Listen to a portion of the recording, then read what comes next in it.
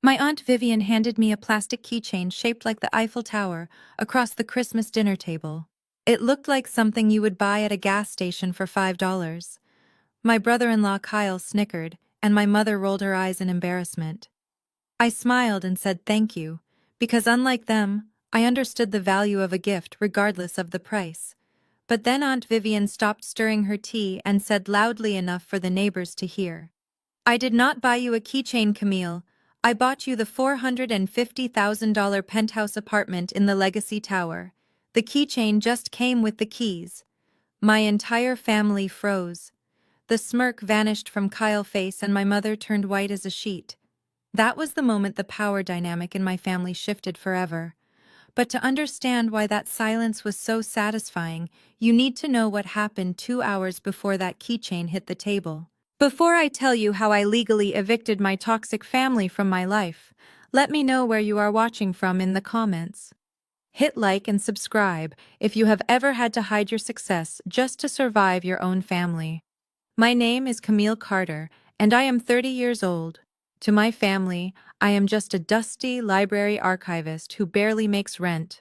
They have no idea that my job is actually curating rare books and antiquities for the wealthiest collectors in Chicago, or that my net worth is higher than all of theirs combined. Growing up in the south side of Chicago, I learned to keep my head down. But this Christmas, the disrespect reached a breaking point.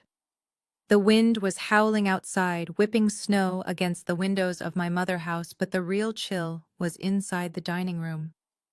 I had spent 6 hours in the kitchen preparing a traditional soul food feast. Collard greens simmered with smoked turkey leg mac and cheese, made from scratch with 3 types of cheddar, and candied yams exactly the way my late father used to make them. My feet were throbbing and my apron was stained, but I felt a sense of pride. That pride evaporated the second I walked into the dining room carrying the turkey.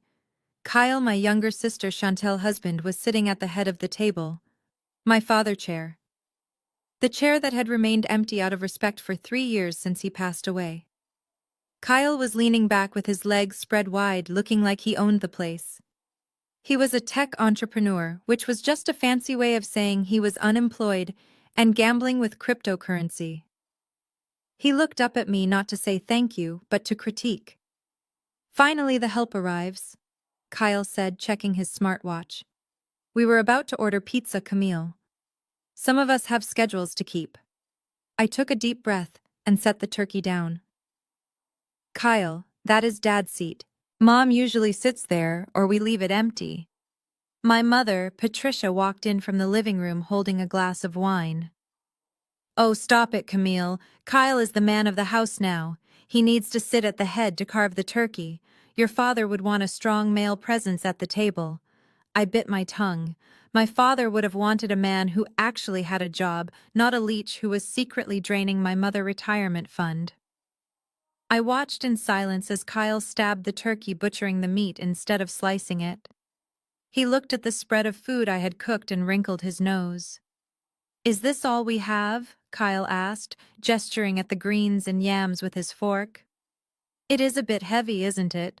All this grease and carbs. I am trying to maintain my physique for the investors' meeting next week. I thought you would make something lighter, Camille. Maybe a kale salad or some grilled salmon. This is Christmas dinner, Kyle, I said, keeping my voice steady. This is what we have eaten for generations. Kyle laughed, a dry, condescending sound. Right. Soul food. Heart attack on a plate. I guess when you work at a library and sit all day, you do not worry about cholesterol.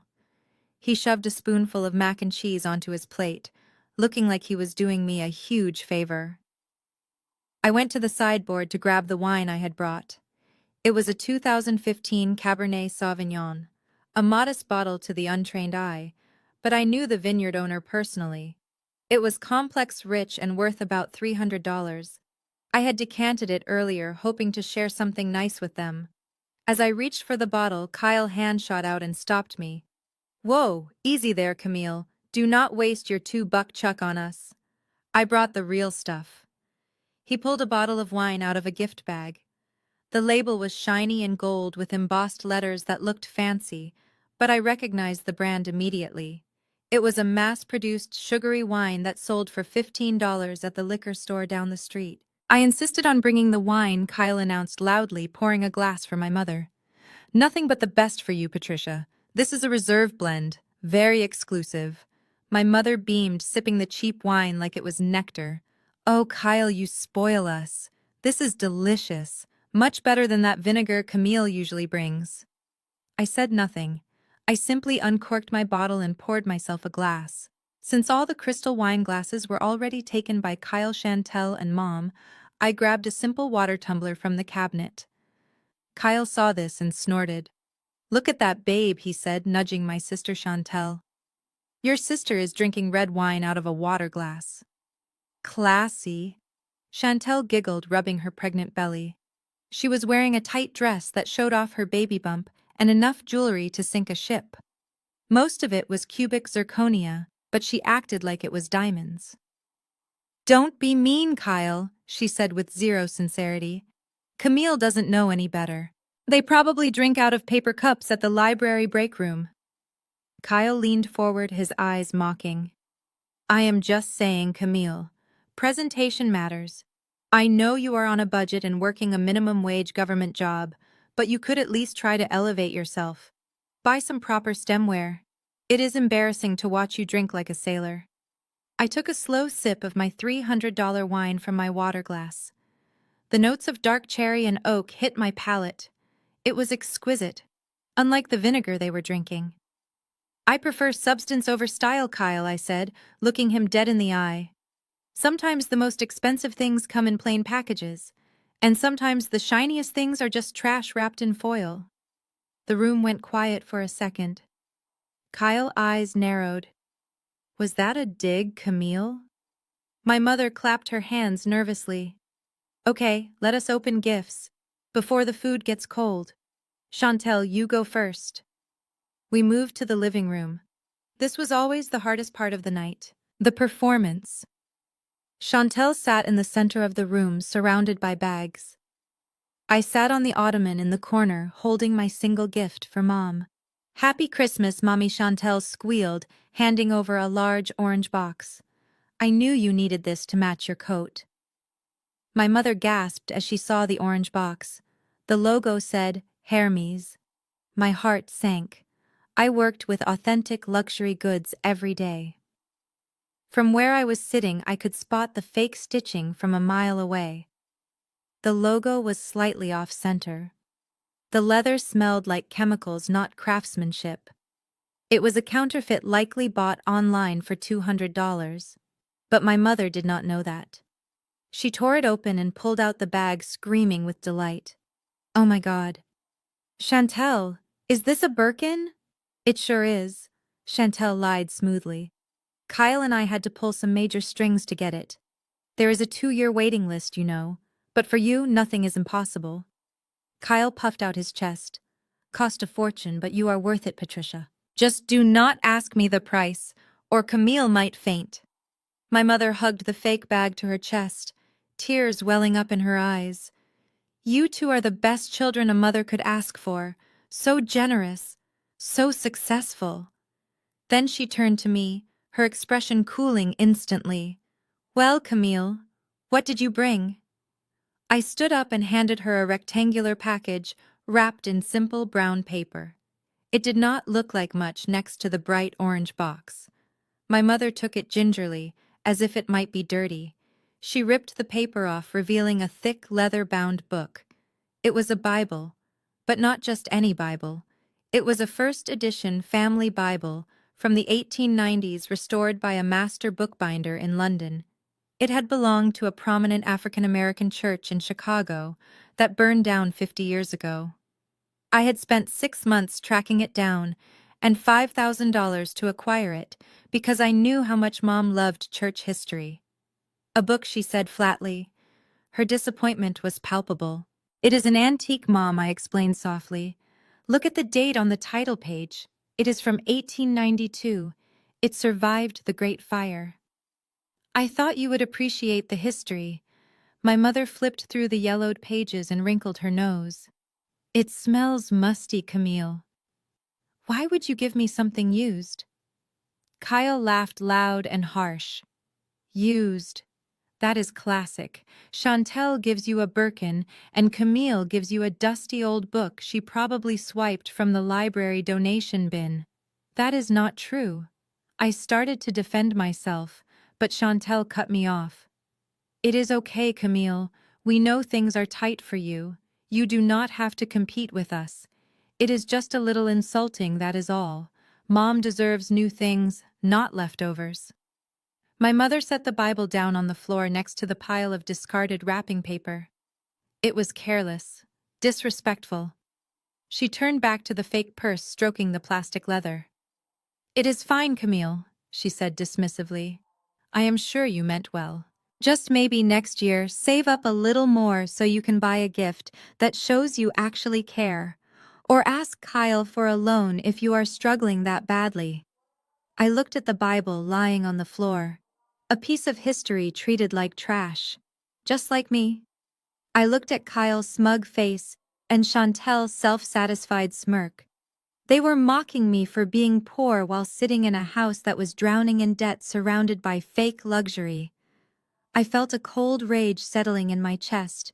It was not the hot, angry fire I used to feel. This was ice.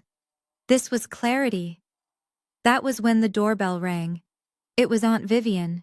She walked in shaking the snow off her coat, carrying nothing but a small envelope. She was the wild card of the family, the only one who saw through the facade. And she was about to drop a nuclear bomb on this little party. She sat down, poured herself a drink, and looked at me with a twinkle in her eye. Then she reached into her pocket and pulled out the plastic keychain. "Here you go, baby," she said, tossing it to me. "Happy late birthday." Kyle saw the plastic Eiffel Tower and burst out laughing. A keychain? Seriously, Vivian? What is she going to unlock with that? Her bicycle lock. The whole table laughed. My mother shook her head. Even Aunt Vivian is going senile, she muttered. I picked up the keychain. It felt light in my hand, but as I looked closer, I saw the small silver key attached to the ring. It was stamped with a logo, the Legacy Tower. Aunt Vivian took a sip of her drink and silenced the room with one sentence. That is for the penthouse apartment, Camille. I paid cash. The laughter died instantly. And that is when the real dinner began. The doorbell rang, cutting through the thick tension of the dining room like a knife. I let out a breath I did not realize I had been holding. The air in the room was so stifling with the smell of Kyle cheap cologne and my mother judgment that I felt like I was suffocating.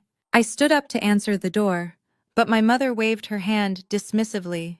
"Sit down, Camille," she snapped. "You are not a maid, although you certainly dress like one." Kyle, get the door. It is probably Vivian. She is always late. Kyle groaned, pushing his chair back. Great. The crazy cat lady is here. I hope she did not bring another one of her dumpster dive casseroles. He walked to the foyer, and a moment later, Aunt Vivian swept into the room.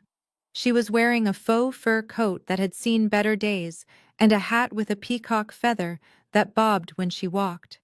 She brought with her a gust of cold Chicago wind and the scent of menthol cigarettes and peppermint. Aunt Vivian was my father's older sister and the black sheep of the family. My mother tolerated her only because she was family, but usually spent the entire time rolling her eyes at everything Vivian said. "Merry Christmas, everyone," Vivian boomed, ignoring the icy stares. She walked straight over to me and kissed my cheek. Her skin was cold, but her smile was the warmest thing in that entire house. "Hey, baby girl, you look tired. Are they working you to death at that library?" I smiled, squeezing her hand. "I am fine, Auntie. Just a long week." She sat down at the only empty spot, which was right next to me. Kyle returned to his seat at the head of the table, looking annoyed that his performance as the patriarch had been interrupted. "You are late, Vivian," my mother said, tapping her manicured fingernails on the table. "We were about to serve dessert. I hope you ate before you came because the turkey is cold." Vivian waved her off. "I ate a sandwich in the car, Patricia. Do not worry about me. I just came to drop off a little something for the birthday girl." She turned to me. I know I missed your birthday last month, Camille. I was down in Florida dealing with some business. But I saw this and thought of you. She reached into her oversized purse and dug around for a moment. My mother exchanged a look with Chantel. It was a look of pity mixed with amusement. They expected nothing from Vivian. In their eyes, she was just a lonely spinster living on a fixed income in a crumbling apartment on the south side. Vivian pulled out a small crumpled gift bag and slid it across the table to me. I took it, feeling the eyes of everyone on me. I opened the bag and pulled out the object inside. It was a keychain. A plastic keychain shaped like the Eiffel Tower, painted in a garish metallic pink with glitter glued to the sides. It looked like something you would buy at a tourist trap or a gas station convenience store for $5. Maybe less. Silence filled the room for a heartbeat, and then Kyle snorted. He tried to cover it with a cough, but the laugh escaped. Chantel giggled, covering her mouth. "Oh, Aunt Viv. That is unique." Kyle leaned forward, picking up his wine glass. "A keychain? Really, Vivian? Did you get that with a fill-up at the gas station? What is Camille supposed to do with that? Put her bike lock key on it." My mother sighed loudly, shaking her head. "Vivian, you really did not have to. We know money is tight for you, but giving junk is just embarrassing. Camille, give it back to her so she can return it." I gripped the plastic tower in my hand. The glitter felt rough against my skin. To them, it was trash. But to me, it was a gift from the only person in this room who actually loved me without conditions. "I love it, Auntie," I said, keeping my voice firm. "I have always wanted to go to Paris. Thank you." Kyle laughed louder, this time a cruel braying sound. "Paris? Yeah, right. On a library salary, the only Paris you are going to see is on a postcard. That keychain is the closest you will ever get, Camille. Face it." Vivian did not look at Kyle. She did not look at my mother. She was stirring her tea with a small silver spoon, her eyes fixed on the liquid swirling in the cup. She looked calm. Too calm. "Actually," she said, her voice cutting through Kyle's laughter like a razor blade, "I did not buy her a keychain." The room went quiet. Kyle's smirk faltered slightly. "What are you talking about?" "It is right there in her hand. A piece of plastic junk." Vivian stopped stirring. She placed the spoon on the saucer with a deliberate clink. She looked up, and for the first time I saw a hardness in her eyes that made her look exactly like my father. "The keychain was a freebie," she said, clearly enunciating every word. "It came with the purchase." Purchase of what, my mother asked.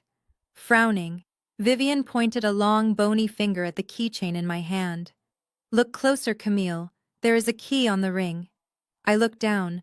I had been so focused on the tacky plastic tower that I had missed the small silver key tucked behind it.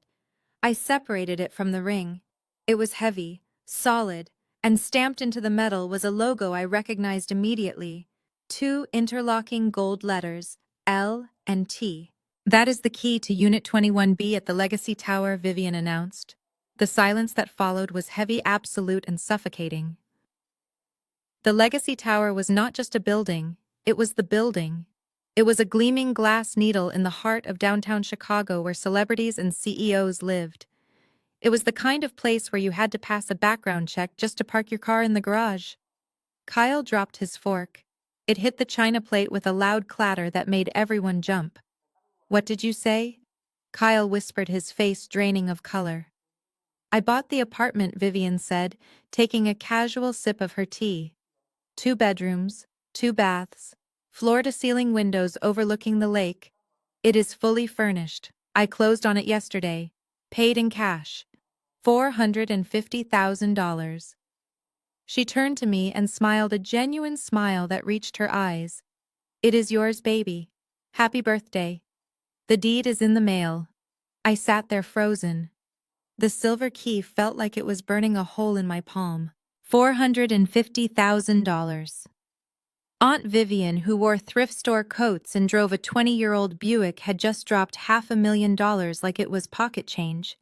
But the shock was quickly replaced by something else in the room. A shift in the atmosphere. The air grew thick with a sudden violent envy.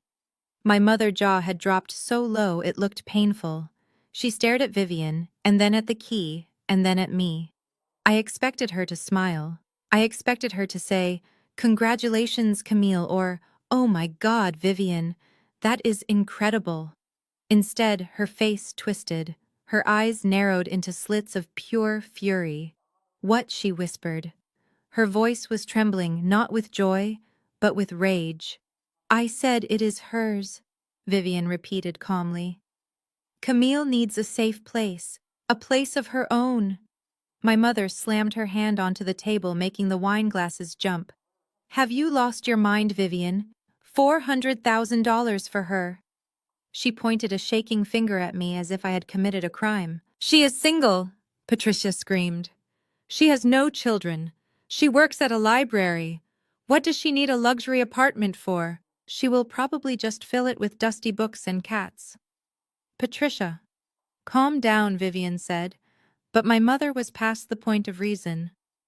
"No, I will not calm down. This is insane. Chantel is pregnant, Vivian. Pregnant with your grandnephew, the heir to this family. She and Kyle are living in a rental. They need space. They need security. If you had that kind of money hiding under your mattress, why in God's name would you give it to the selfish child instead of the one who actually needs it?" I felt like I had been slapped. My mother was shouting right in front of me, arguing that I did not deserve a home because I was not the one giving her a grandchild. Chantel, who had been stunned into silence, suddenly found her voice. Her eyes filled with greedy tears. "Mom is right, Aunt Viv. We have been looking for a house for months, but the market is so hard. We have a baby coming." "Baby. Camille doesn't need 2 bedrooms. That is just wasteful." Kyle, who had been staring at the table, suddenly looked up. His eyes were wide and calculating, a predator spotting a wounded animal. He licked his lips. "Now hold on, everyone," Kyle said, putting on his fake business voice. "Let us not get emotional. Vivian, that is an incredibly generous gift. But maybe Patricia has a point about logistics." He turned to me, a smile plastering itself onto his face, a smile that did not reach his cold, dead eyes. "Camille, obviously you cannot afford the HOA fees on a place like that. The maintenance alone is probably more than your monthly salary. And property taxes. You would be bankrupt in a year." He turned back to Vivian. "Aunt Viv, maybe we should rethink the structure of this gift. If you put the deed in my name and Chantel's name, we can manage the asset. We can let Camille live in the second bedroom, as a tenant. That way the baby has a home and Camille is taken care of. It is the only logical solution." I watched them, my mother, my sister, and my brother-in-law, like vultures circling a carcass. They had not even congratulated me. Not 1 second of happiness. They had immediately moved to strip the meat from my bones. I looked at the key in my hand. Then I looked at Aunt Vivian. She was not saying anything. She was waiting.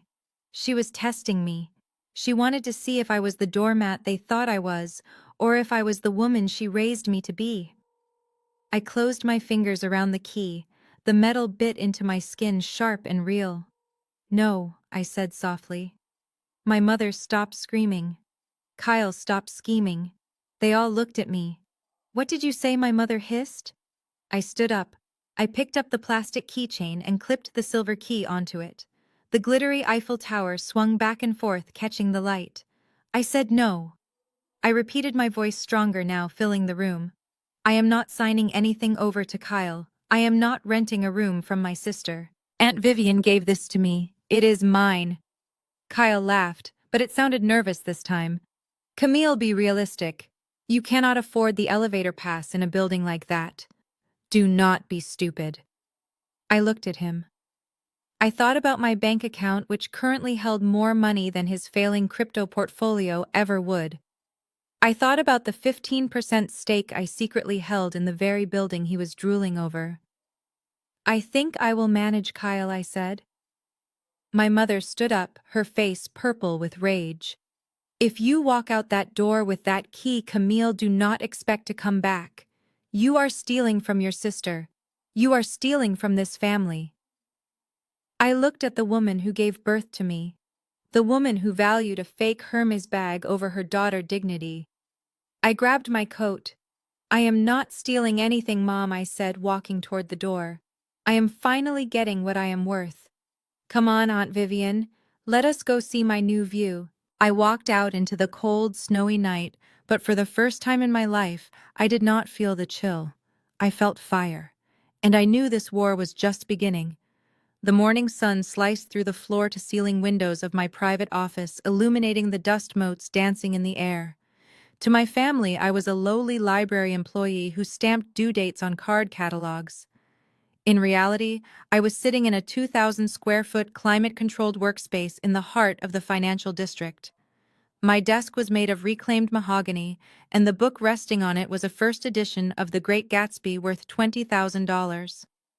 I was in the middle of authenticating the signature on the title page when my phone began to vibrate against the wood. I did not need to look at the screen to know who it was. My mother had been calling every 15 minutes since 6 in the morning. I had let the first 10 calls go to voicemail, but I knew Patricia Carter. She was relentless. If I did not pick up soon, she would show up at the public library branch where she thought I worked and cause a scene. I sighed and slid my finger across the screen. I put the phone on speaker and set it down next to the $20,000 book. "Hello, Mother," I said, keeping my voice even. "Camille, thank God." Patricia's voice cracked with theatrical exhaustion. "I have been up all night, sick with worry. I barely slept a wink thinking about the mess you are in." I picked up my magnifying loupe and leaned over the book, examining the ink flow on the author's signature. "What mess is that, Mother? Do not play coy with me, Camille. The apartment, that ridiculous white elephant Vivian saddled you with. I was talking to Kyle until 3 in the morning and he is terrified for you. You have no idea what you are walking into. The property taxes alone will drown you. And the HOA fees." Kyle ran the numbers. "Camille, on your salary you will be bankrupt in 6 months. They will foreclose on you and ruin your credit score forever." I dipped my pen into the inkwell, preparing to sign the certificate of authenticity for my client in London. "I appreciate Kyle's concern," I said dryly. "But I have done the math. I can handle the fees." "You are being stubborn, Camille. You always were." My mother's voice shifted from worried to patronizing. "Look, we came up with a solution. A way to save you from yourself. Since Kyle is a businessman and understands real estate, he is willing to help manage the asset. All you need to do is sign a quitclaim deed adding Chantel's name to the title, just for safety." I paused, my pen hovering over the paper. "So the plan is to give Chantel half the house. Not give Camille share. It is for your protection. If Chantel is on the deed, Kyle can legally intervene if you get behind on payments. He can leverage his credit to save the property. Plus, with the baby coming, they need a stable address for the registry. It makes sense. You take the second bedroom, and they take the master suite. You can split the utilities. It is a win-win." I almost laughed. It was a masterclass in manipulation. They wanted to steal a $500,000 asset and frame it as doing me a favor. "Mother," I said, calmly signing my name with a flourish on the certificate, "I am not adding Chantel to the deed. I am not adding Kyle to the deed. And I am certainly not letting them move into the master suite." The line went quiet for a second. The fake concern evaporated instantly, replaced by the cold, hard edge I knew so well. "Are you seriously being this selfish right now? After everything we have done for you? What have you done for me, Mother? Besides telling me I am a failure because I do not have a husband. I raised you." My mother screamed. "I put clothes on your back, and this is how you repay me. By hoarding a luxury apartment while your sister is living in a cramped rental with a baby on the way. Do you know how stressed she is? The doctor said stress is bad for the baby. If something happens to my grandchild, it will be on your hands, Camille." I set the pen down. The emotional blackmail was right on schedule. "Chantel and Kyle are adults," I said. "If they cannot afford a house, maybe Kyle should stop day trading cryptocurrency and get a job." How dare you? Kyle is an entrepreneur. He is building an empire.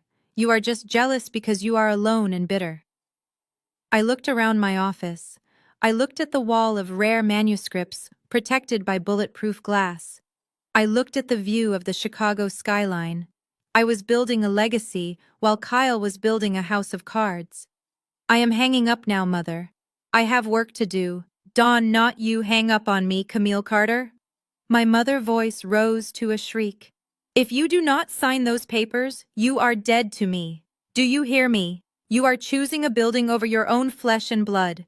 Do you want your nephew to be born under a bridge? Is that what you want? You want an innocent baby sleeping on concrete because his aunt is a greedy narcissist? The visual was so absurd I rolled my eyes. Kyle drove a leased BMW. They were not going to live under a bridge. They just felt entitled to live in a palace. Nobody is living under a bridge, Mother. Goodbye. I tapped the red icon ending the call. The silence that rushed back into the room was blissful. I took a sip of my espresso. My hand was steady. My heart rate was normal. Years ago, that conversation would have left me in tears. I would have felt guilty. I would have questioned myself. But today, I just felt tired. I picked up the certificate of authenticity I had just signed. It guaranteed that the book on my desk was the real deal. Genuine, valuable, unlike my family. My phone buzzed again. A text message this time. It was from Kyle. Pick up the phone, Camille. We need to talk about the logistics of the move-in. I already booked the movers for Saturday. Don't make this difficult. I stared at the screen.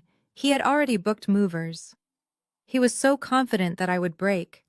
He thought I was just stalling. He had no idea that I had already called the building management at the Legacy Tower. I typed a reply but then deleted it. No. I would not warn them. If they wanted to show up with a moving truck, let them come. I turned my attention back to my work. I had a client flying in from Tokyo tomorrow to look at a Civil War-era map. That deal would net me another $50,000. I did not have time for Kyle Imaginary Empire. But as I organized my papers, a thought nagged at me. My mother desperation sounded real, not the concern for me that was fake, but the panic about their living situation. Why was she so terrified of them not getting this apartment? Why was Kyle so insistent on moving in immediately? I opened my laptop and pulled up the background check software I used for vetting high-end clients. I typed in Kyle name. Usually I respected privacy, but after that phone call, all bets were off. The results populated in seconds. I scanned the screen and my eyebrows shot up. Kyle was not just broke, he was drowning. Several maxed-out credit cards, a repossessed vehicle from 2 years ago. And then I saw it. A lien. There was a massive lien against a property, but not his property. I squinted at the address. It was my mother's house. My heart stopped. My mother's house was paid off years ago by my father's life insurance. It should have been free and clear. But according to public records, there was a second mortgage taken out 6 months ago. A high-interest short-term loan. The borrower was Patricia Carter. The co-signer was Kyle. I sat back in my leather chair, the realization washing over me like ice water. They did not just want the apartment because it was fancy. They needed it. They had gambled my mother's house on one of Kyle's schemes and they had lost. If they did not get my apartment to sell or leverage, they were going to lose everything.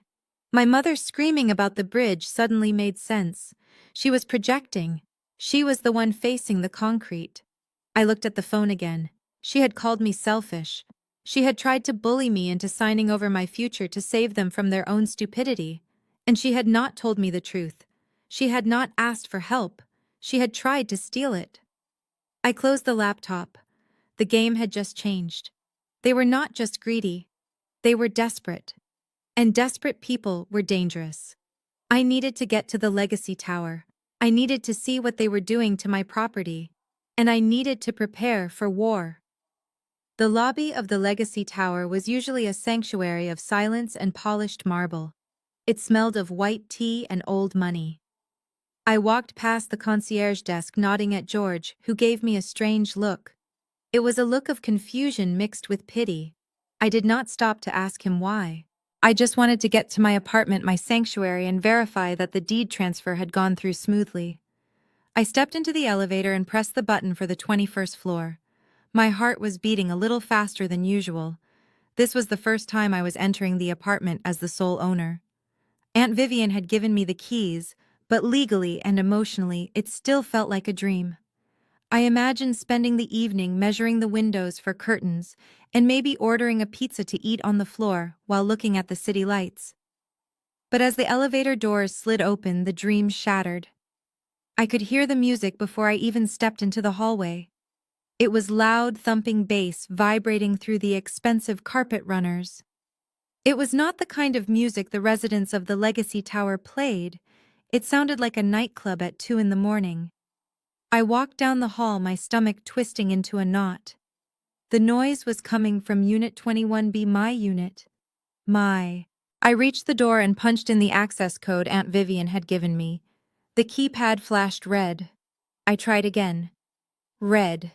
Access denied. Someone had changed the code. I felt a flash of panic followed immediately by a surge of cold anger. I reached into my purse and pulled out the plastic Eiffel Tower keychain. Aunt Vivian had told me the silver key was a master override for the unit meant for emergencies when the electronics failed. I jammed the key into the lock and turned it. The mechanism clicked and the heavy door swung open. The smell hit me first. Pepperoni pizza, stale beer, and cheap perfume. I stepped inside and the sight that greeted me made my blood boil. My pristine living room with its floor-to-ceiling windows and modern furniture looked like a construction zone. There were blue painter tape lines all over the hardwood floors. Furniture had been shoved haphazardly into corners. And standing in the middle of the room were Kyle and Chantel. Kyle was holding a sledgehammer. Chantel was holding a glass of champagne, pointing at the wall that separated the living room from the second bedroom. "No, babe," Chantel was shouting over the music. "That wall has to go. I need natural light for my beauty tutorials.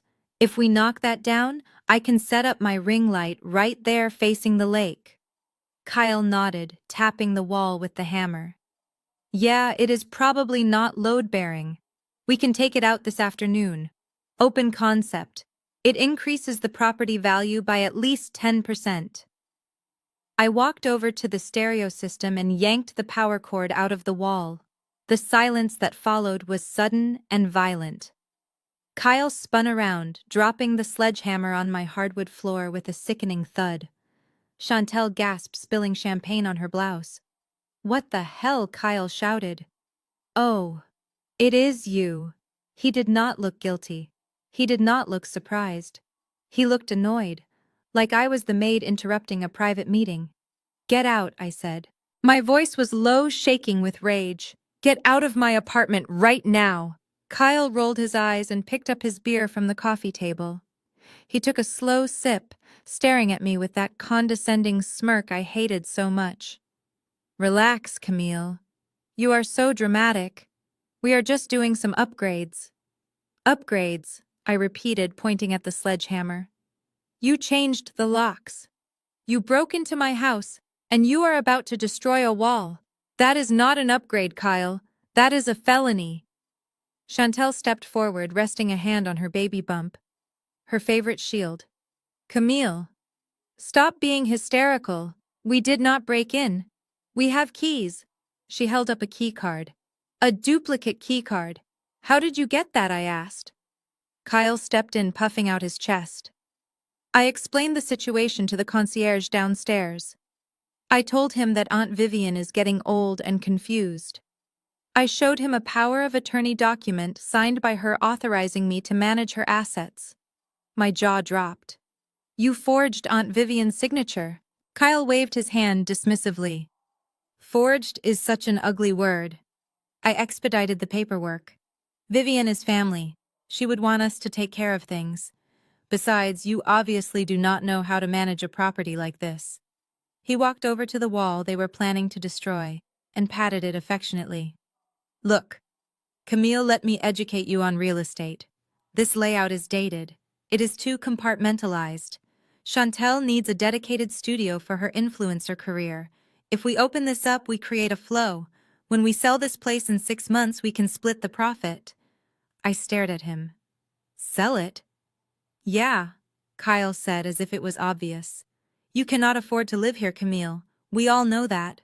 So I am going to flip it for you. We do the renovations. We sell it at the peak of the market. I take a 60% commission for the labor and management. Chantel takes 20% for the design consulting, and you get 20%. It is free money for you. You should be thanking me. He was talking about selling my home, my gift, and giving me 20% of my own property. The audacity was breathtaking. I am not selling, I said, stepping closer to him. And you are not knocking down any walls. This is not a flip project, Kyle. This is my home. Chantel groaned, throwing her head back. Oh my God, here we go again. The selfish act. Camille, do you have any idea how many followers I have? 3,000. I am a public figure. I need a professional space. You are just going to use this room to sleep and read books. It is a waste. She walked over to me and poked me in the chest with a manicured finger. Think about your nephew Camille. Do you want him to grow up in a rental while you sit here in a palace all alone? If you let us move in and run the business from here, we can all be rich. Why do you always have to stand in the way of our success? I looked at the blue tape on the floor marking the demolition zone. I looked at the pizza grease on the Italian leather sofa. They had been here for less than 2 hours, and they were already destroying it. I did not forge anything, Kyle said, moving closer, his voice dropping to a menacing whisper. I am the man of this family, Camille. I make the decisions. Aunt Vivian is senile. Her signature is whatever I say it is. And right now, I say we are remodeling. So why do not you be a good little librarian and go fetch us some more pizza? We have work to do. He picked up the sledgehammer again and swung it lightly, testing the weight. It was a threat, unspoken but clear. He was telling me that he was stronger, that he was in charge, that my ownership was just a piece of paper that he could tear up just like he tore up my confidence for years. But he was wrong about one thing. He thought he was talking to Camille the librarian. He did not know he was talking to Camille Carter, the woman who secretly owned 15% of the building he was standing in. I looked at the sledgehammer, then I looked at Kyle. You are right, Kyle, I said softly. He smiled triumphantly. See? I knew you would see reason. You are right that this apartment needs a change, I continued, but it is not the walls that need to go. I pulled my phone out of my pocket. I did not call the police. Not yet. I opened the building management app, the one only owners had access to, the one that connected directly to the private security detail. I tapped the emergency alert button. What are you doing? Chantel asked, narrowing her eyes. I am calling the trash removal service, I said, because there is some garbage in my living room that needs to be taken out immediately. Kyle laughed. You are funny, Camille. Real funny. Now move. I have a wall to crush. He pulled his arm back, preparing to swing the hammer into the drywall. Do it, I challenged him. Swing that hammer, Kyle. But just so you know, the security cameras in this unit record audio and video to the cloud. And I think the police will be very interested to see a video of you destroying property you do not own with a weapon. Kyle froze. He looked up at the ceiling and saw the small black dome in the corner. The red light was blinking. I had installed it this morning remotely. You are bluffing, he sneered. Try me, I said. For a moment, the only sound in the room was the hum of the refrigerator and the frantic beating of my own heart. Kyle's grip on the hammer tightened. His knuckles turned white. I saw the violence in his eyes, the urge to swing not at the wall, but at me. Then the elevator chimed. Heavy boots came running down the hall. Security is here, I said, and I do not think they are here to help you renovate. The 2 uniformed officers stepped into the apartment, and for a brief second I felt a wave of relief wash over me. I thought that justice had finally arrived. I thought that the badge and the gun, and the authority of the Chicago Police Department would override the entitlement of my brother-in-law. I stepped forward, my hands shaking slightly, not from fear, but from the adrenaline of the confrontation. "Officers," I said, keeping my voice calm and professional. "I am the owner of this unit. These two individuals have broken in, changed the locks, and are currently destroying my property. I want them removed, and I want to press charges for trespassing and criminal damage." Officer Miller. A tall man with a tired expression looked around the room. He saw the sledgehammer on the floor. He saw the hole in the drywall. And then he saw Chantel sitting on the sofa holding her pregnant belly and looking like a frightened doe. Kyle stepped forward immediately. He had completely transformed. The sneering arrogance was gone, replaced by the demeanor of a confused and concerned citizen. He extended his hand to the officer. "Officer, I am so sorry you were called out here. This is a huge misunderstanding. We are just doing some renovations for my aunt who owns the place. My sister-in-law here is going through a bit of a rough patch personally, and she is very emotional today." I felt the blood rush to my face. He was gaslighting me in front of the police. "That is a lie," I said, my voice rising. "I own this apartment. Aunt Vivian transferred the deed to me yesterday. They have no right to be here." Officer Miller looked at me and then back at Kyle. "Sir, do you have proof that you are authorized to be here?" "Absolutely," Kyle said. He walked over to his briefcase, which was sitting on the kitchen island. He opened it with a confident click and pulled out a crisp document.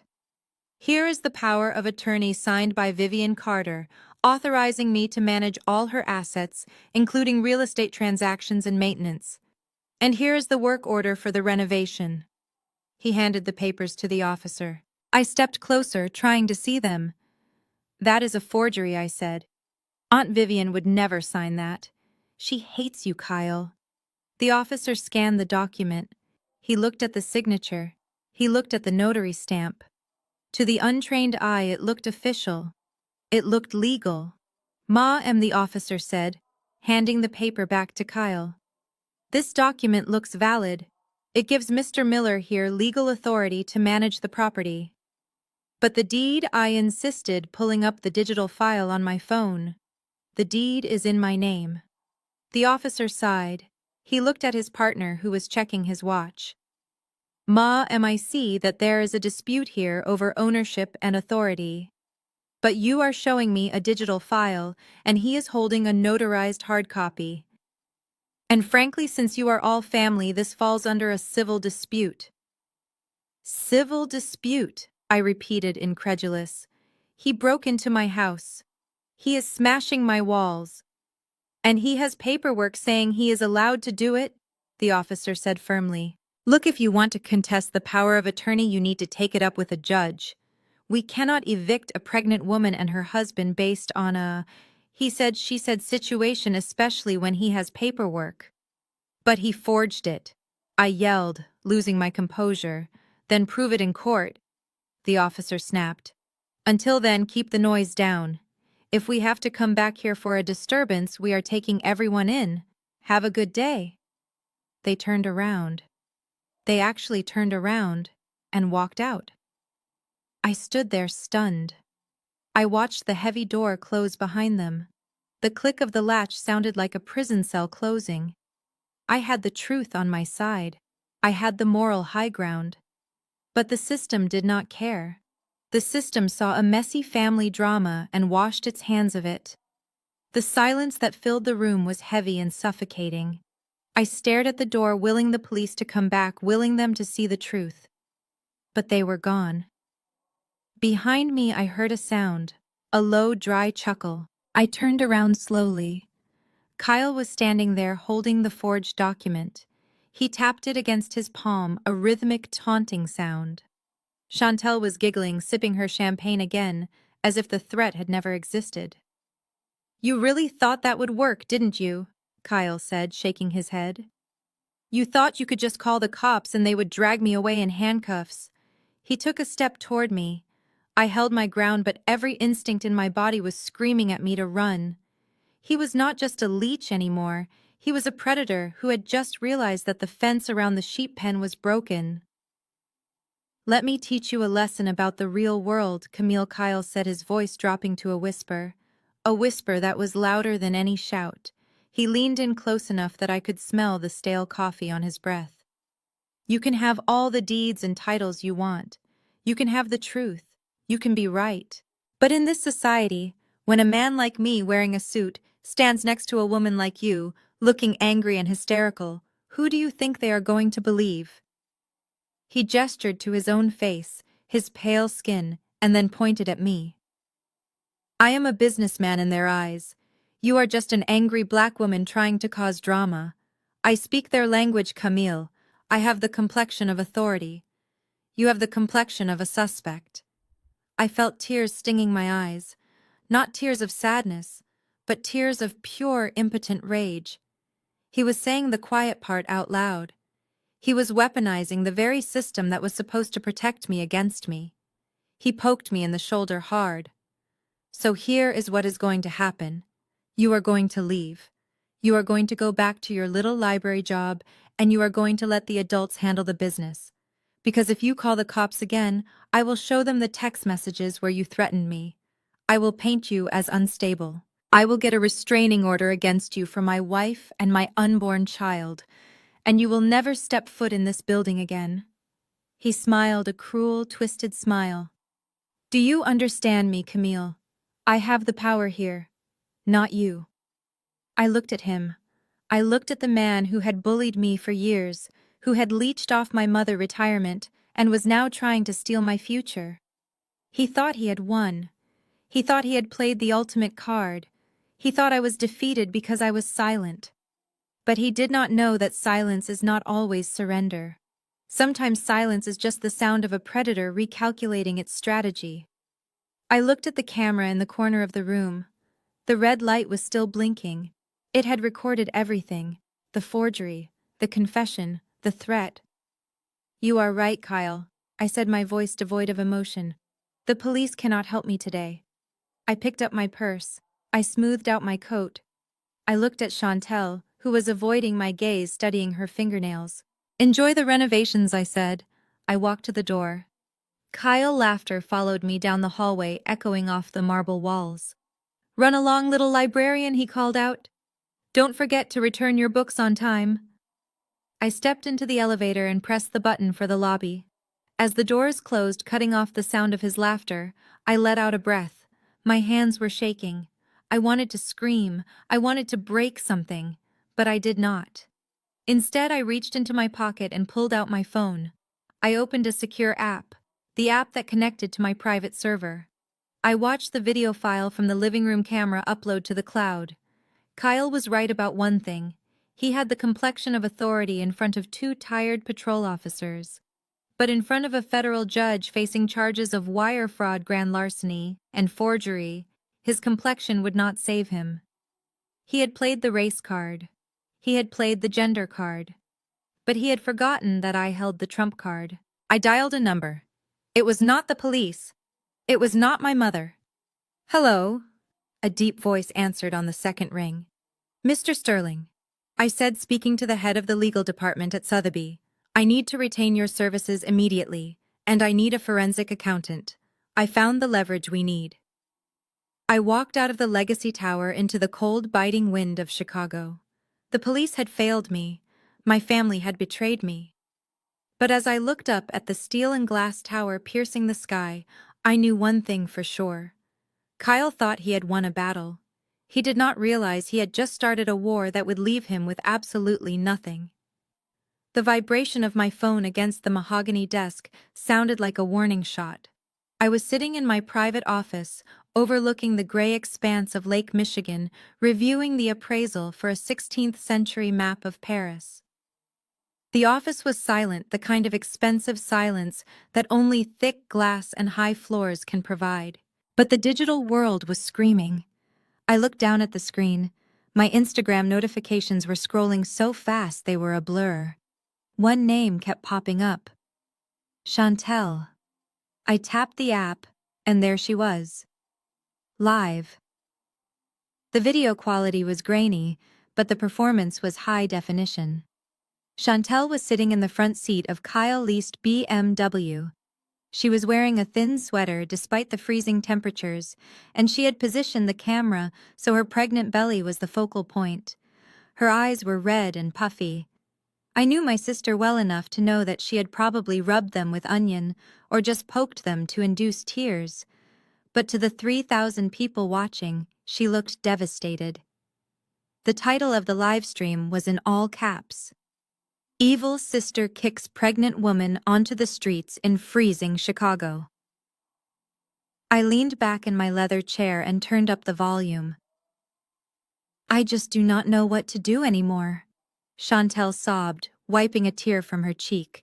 We went there today just to measure for the nursery. We wanted to surprise her. We wanted to make it a family home. And she just called the police. She called the police on her own sister, on her own nephew. She paused for effect, letting a sob rack her body. We have nowhere to go, guys. Our lease is up and we thought we had family support. But Camille is just so cold. She has this $500,000 penthouse that she got for free. For free. And she won't even let us sleep in the guest room.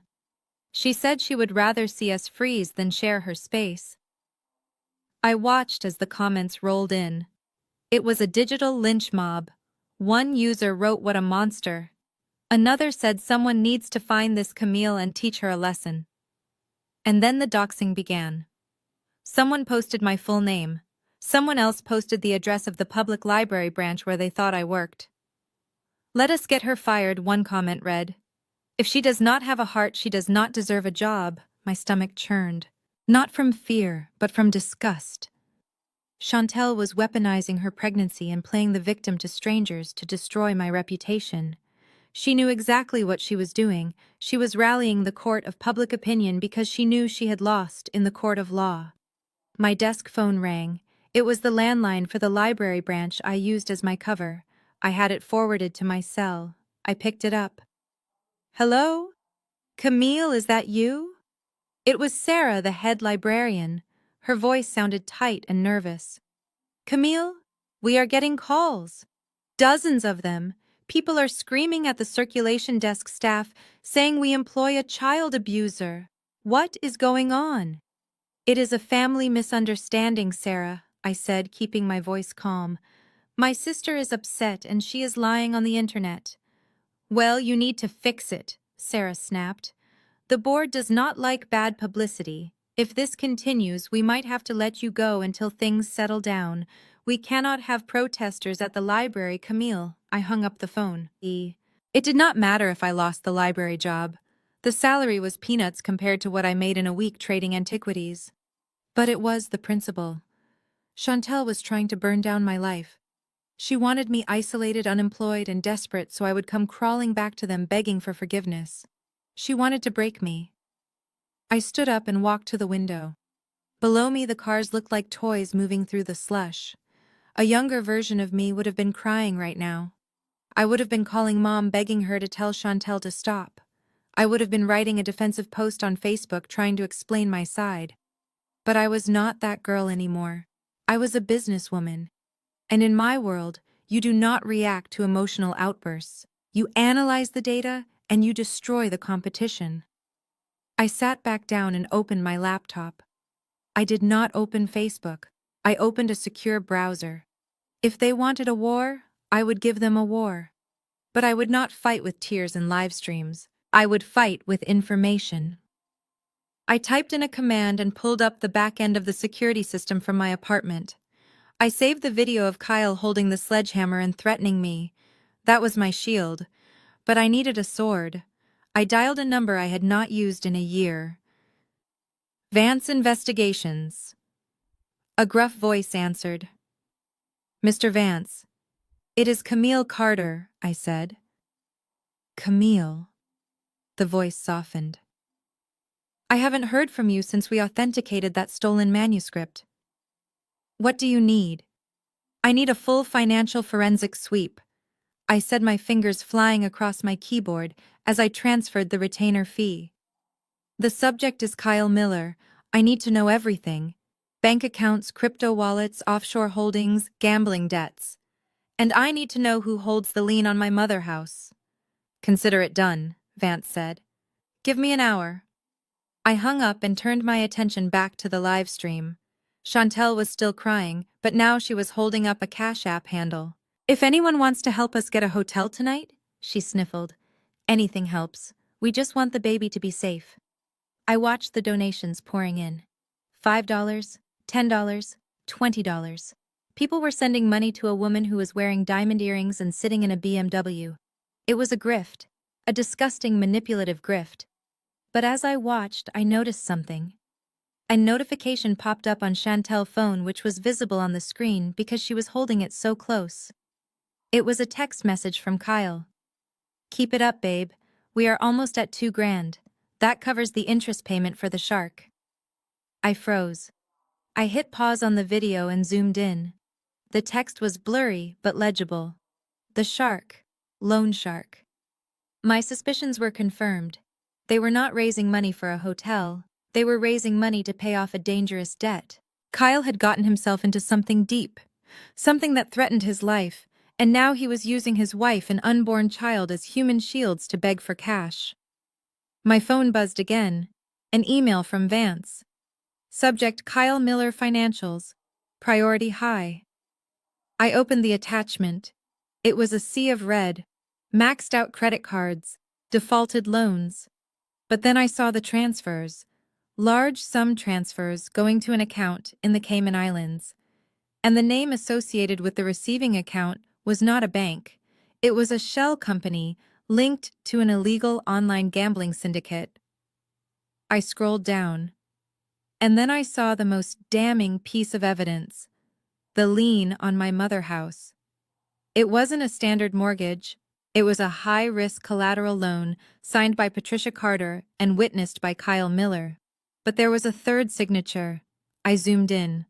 Camille Carter. My breath caught in my throat. I had never signed that document. They had forged my signature as a guarantor. They had put me on the hook for their debt without me even knowing. If they defaulted, the bank would not just take Mom's house. They would come for my assets. They would come for my savings. I felt a cold calm wash over me. The sadness was gone. The pity was gone. They had crossed the line from toxic family to criminal conspiracy. I picked up my phone and dialed Vance back. "Vance," I said, my voice steady as steel. "I need you to find out where Kyle is hosting his little victory party tonight." "He is at the apartment," Vance said. "The neighbors reported noise. He went back in after the police left." "Good," I said, closing my laptop. I stood up and walked to the closet in my office. I pulled out my coat, but then I paused. I reached further back and pulled out a garment bag. Inside was a suit I had bought in Milan. Sharp, tailored, intimidating. I took off my library cardigan. I took off the sensible shoes. I dressed slowly, deliberately. I put on the suit. I put on the heels that clicked like gunshots on the pavement. I put on the diamond watch I usually kept in the safe. I was done hiding. I looked at the live stream one last time. Chantel was thanking her followers for their kindness, telling them that God would bless them. I closed the tab. "God might bless them," I whispered to the empty office, "but I am going to evict them."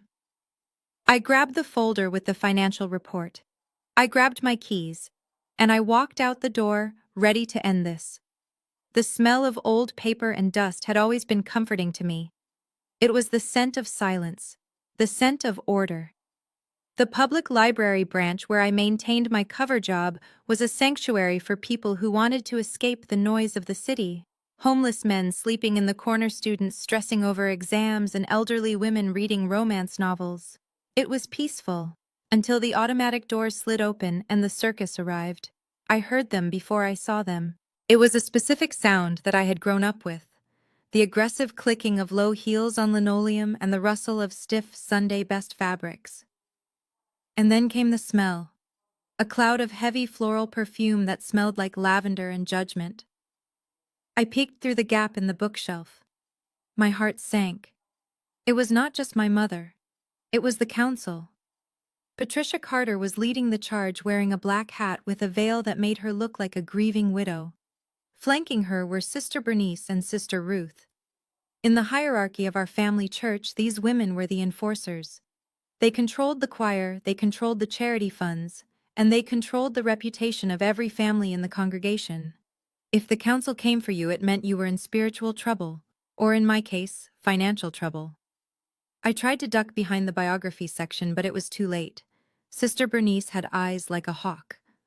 There she is, she boomed, her voice shattering the quiet of the library. There is the wayward child. Heads turned. The students looked up from their laptops. Sarah, my manager, came rushing out of her office looking terrified. "Excuse me, ladies," Sarah whispered, waving her hands. "You need to lower your voices. This is a library." My mother pushed past Sarah like she was a ghost. "We are here on the Lord business," she announced. "We are here to save a soul from the sin of greed." They cornered me in the aisle between history and religion. It was poetic, really. Three women who claimed to represent God about to commit a sin in his name. "Hello, Mother," I said, keeping my voice low. "Sister Bernice. Sister Ruth. To what do I owe the pleasure? Do not use that tone with us." Camille, Sister Ruth snapped. She was a small woman with a mouth that looked like it had sucked on a lemon for 50 years. "We saw the video. We saw Chantel crying. We know what you did. You threw your own pregnant sister into the snow," Sister Bernice added, shaking her head. "Even the heathens do not treat their family with such cruelty." "What has happened to your heart, Camille? Has the devil hardened it?" I looked at them. I looked at their expensive hats and their designer handbags that they claimed were gifts from grateful parishioners. These were women who drove Cadillacs while the church roof leaked. "I am not sure what video you are talking about," I lied calmly. "But if Chantel is cold, she should buy a coat. I heard she has plenty of money for fake purses." My mother stepped forward. She grabbed my arm, her fingers digging into my sweater. "Stop it, Camille. Stop this act right now. The whole church is talking. They are praying for you. They are praying that you release the demon of avarice that has taken hold of you." She reached into her purse and pulled out a Bible. A small leather-bound one. She held it up like a weapon. "The good book says, 'Honor thy father and thy mother,'" she quoted, her eyes wide and manic. "It says that charity is the greatest virtue. How can you claim to be a Christian when you hoard a mansion while your kin suffers?" I pulled my arm away. "I do not have a mansion, Mother. I have an apartment. And Chantel is not suffering. She is living in a townhome that is perfectly fine. She just wants what is mine." "It is not yours," Sister Bernice hissed. "It was a gift from a confused old woman. A gift that should have gone to the head of the household, to the man who is raising the next generation." "So now it is about gender?" I asked, crossing my arms. "Because I am a woman, I do not deserve property. Is that what the church teaches now?" "It teaches submission," Sister Ruth said. "It teaches sacrifice. Jesus sacrificed everything. Can you not sacrifice a few rooms for the sake of a child?" They were closing in on me. The physical space was shrinking. They were using their bodies to intimidate me, just like they used to do when I was a teenager and wore a skirt that was an inch too short. They were trying to make me feel small, dirty. "Wrong." Sarah tried to intervene again. "Ladies, please. You are disturbing the patrons. I will have to call security." "Call them," my mother shouted, not looking away from me. "Let them come. Let them see a mother begging her daughter to do the right thing." She turned back to me, tears streaming down her face now. It was a masterclass in manipulation. "Camille, please. Just sign the papers. Give Kyle the authority. He will let you stay there. He promised. We just need the asset to be safe, to be in responsible hands. Do it for God. Do it for your father memory." The mention of my father made my blood run cold. My father hated these women. He called them the gossip gospel. He knew exactly who they were. I looked around. People were filming with their phones. Of course they were. This would be online in 10 minutes. Librarian attacked by church ladies. It was humiliating. And that was the point. They wanted to shame me into submission. They thought that if they embarrassed me enough, I would crumble just to make it stop. But I was not crumbling. I was calcifying. I looked at Sister Bernice, who was nodding along with my mother. I looked at Sister Ruth, who was clutching her pearls. and I looked at my mother who was willing to destroy my dignity to save her own financial skin. I took a step back, creating space. I took a deep breath, inhaling the smell of old paper and ink. "You like to quote the Bible," I said, my voice clear and loud enough to be heard over their murmurs. "You like to pick and choose the verses that suit you." I walked over to the shelf next to me. It was the religion section. I did not need to pull a book. I knew the words by heart. "You talk about honor," I said, staring at my mother. "But you forget about truth." Then I turned to Sister Bernice. "You talk about charity, but you forget about theft." And then I delivered the blow. "And you all seem to have forgotten the 10 Commandments, specifically the 10th one." The women paused. They looked confused. Exodus 2017. I cited, my voice ringing out like a gavel. "Thou shalt not covet thy neighbor house." I took a step toward them. "You are standing here in a place of learning, trying to bully me out of my own home. You are not here for God. You are here because you are envious.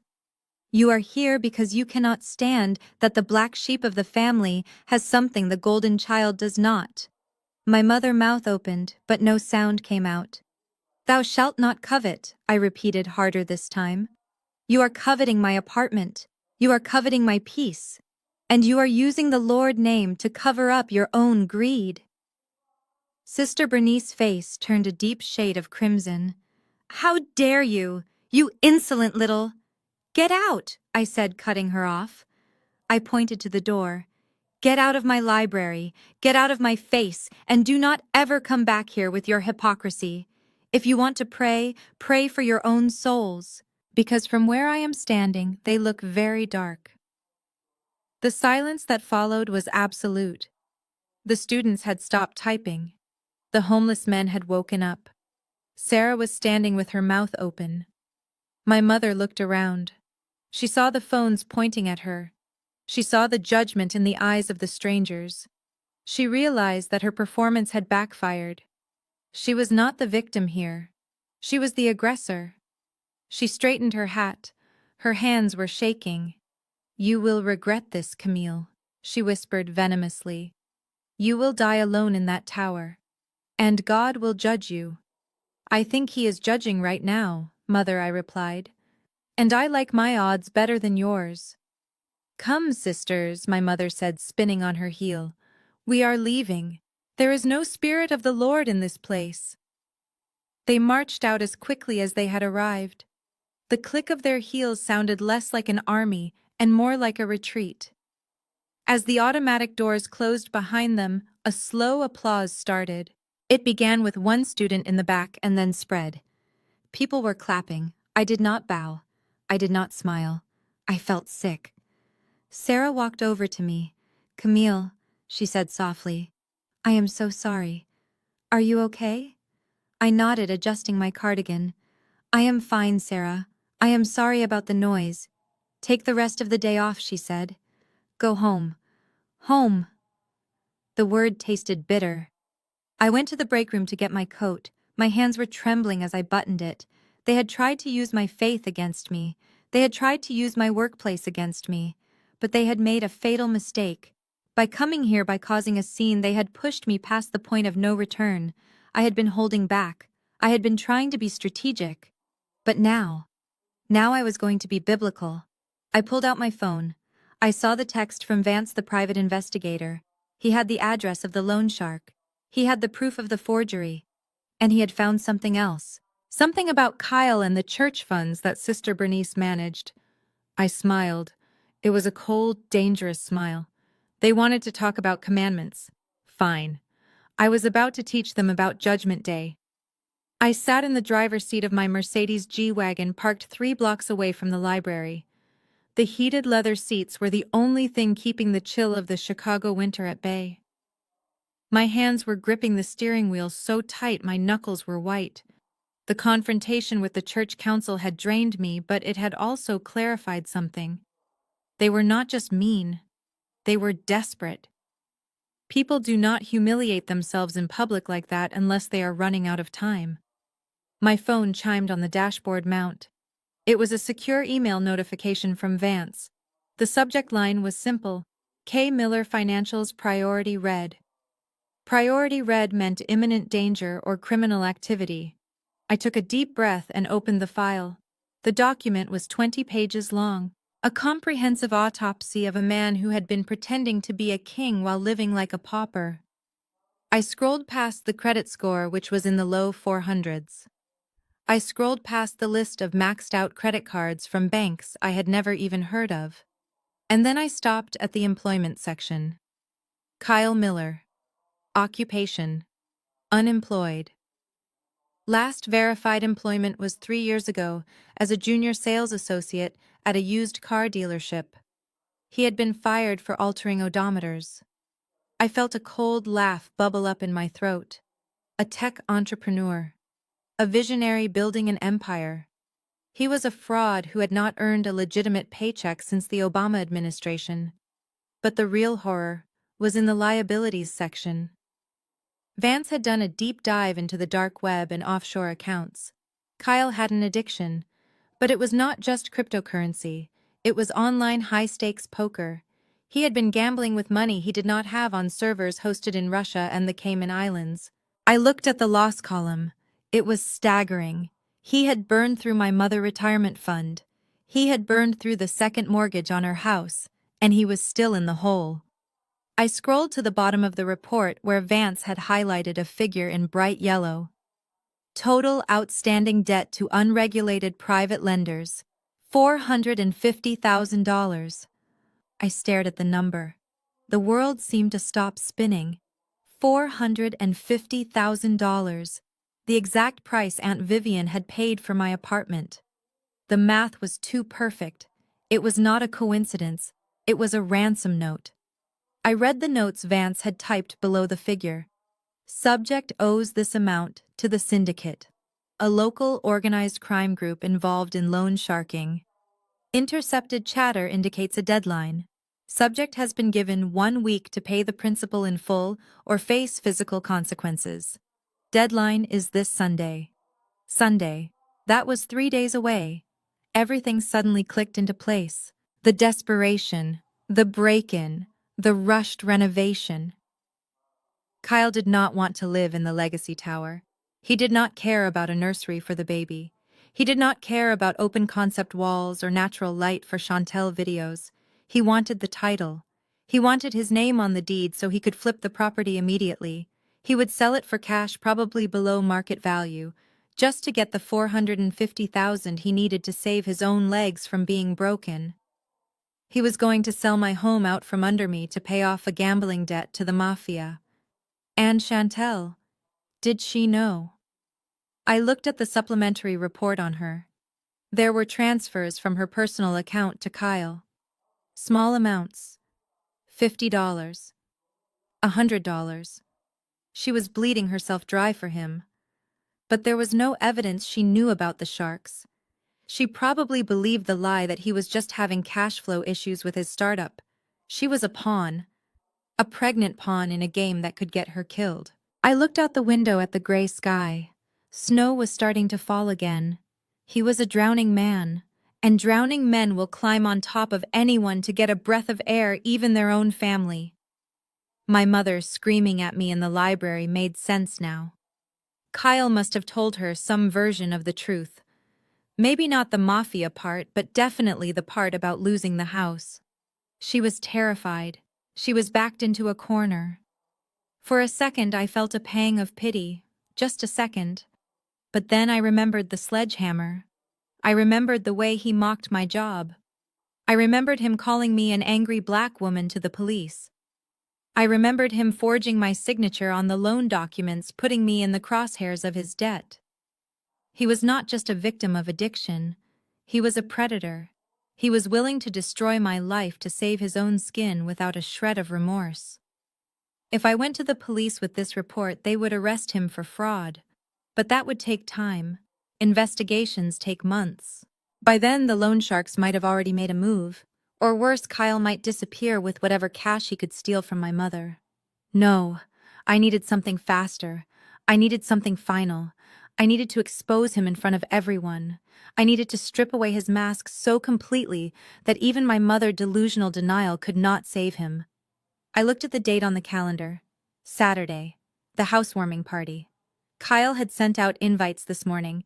He was so confident that he would break me by then that he had invited his investors, aka the other scammers he hung out with, to celebrate his new acquisition. He wanted a show. He wanted to parade his victory in my apartment. I tapped my fingers on the steering wheel. He wants the apartment. Fine.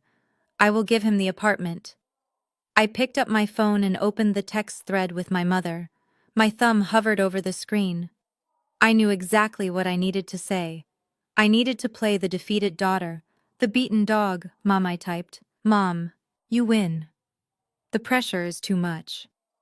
I almost lost my job today because of the scene at the library. I cannot do this anymore. I waited a beat, letting the suspense build. Then I typed the second part. Tell Kyle I will sign the papers. I will transfer the deed to him and Chantel.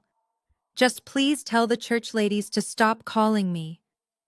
The response was immediate. 3 dancing dots appeared on the screen. Oh, thank God, Camille, my mother replied. You are finally seeing reason. We are saving you from a huge mistake. We will see you at the party on Saturday. Bring the deed and wear something nice. We are celebrating. Celebrating? I let out a short, humorless laugh. They were celebrating their survival. They thought they had successfully stolen $500,000 from the family scapegoat. I sent a text to Vance. I need the full video package of the gambling evidence prepared for broadcast, and get a copy of the forged loan document. I need it all on a thumb drive. Copy that, Vance replied. Be careful, Camille. These are dangerous men. I started the engine of the G-Wagon. The rumble of the engine felt powerful. I am not afraid of dangerous men, I whispered to myself. I deal with billionaires who would sell their own mothers for a tax break. Kyle is an amateur. I put the car in gear and pulled out into traffic. Kyle wanted a party. He wanted to show off his new kingdom. I would give him a party he would never forget. I would let him hold the pen. I would let him think he had won. And then when he was standing on the mountaintop thinking he was God, I would show everyone that he was just a criminal standing on a trapdoor. And I would be the one to pull the lever. The text message bubble turned blue on my screen. It was a simple message, a lie wrapped in truth. Mom, you win. The pressure is too much. I cannot handle the stress anymore. Tell Kyle I will sign the papers. Just make it stop. I stared at the words. To anyone else, it looked like surrender. It looked like a broken woman waving a white flag.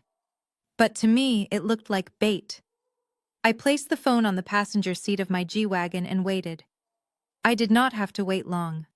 3 miles away in the living room of my mother house, the atmosphere shifted instantly.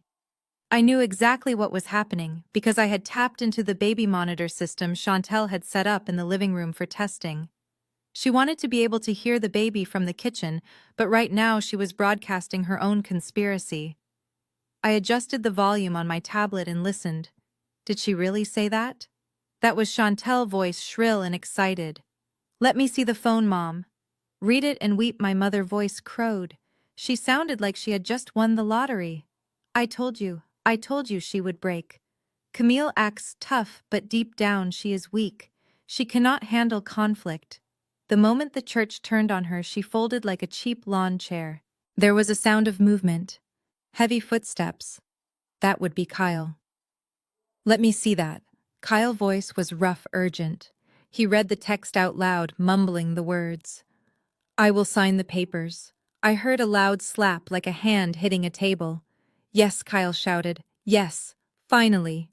The witch came to her senses. He laughed, a sound of pure relief that bordered on mania.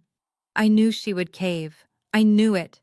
She tried to play hardball with the big dogs and she got scared. Oh my God, Chantel squealed.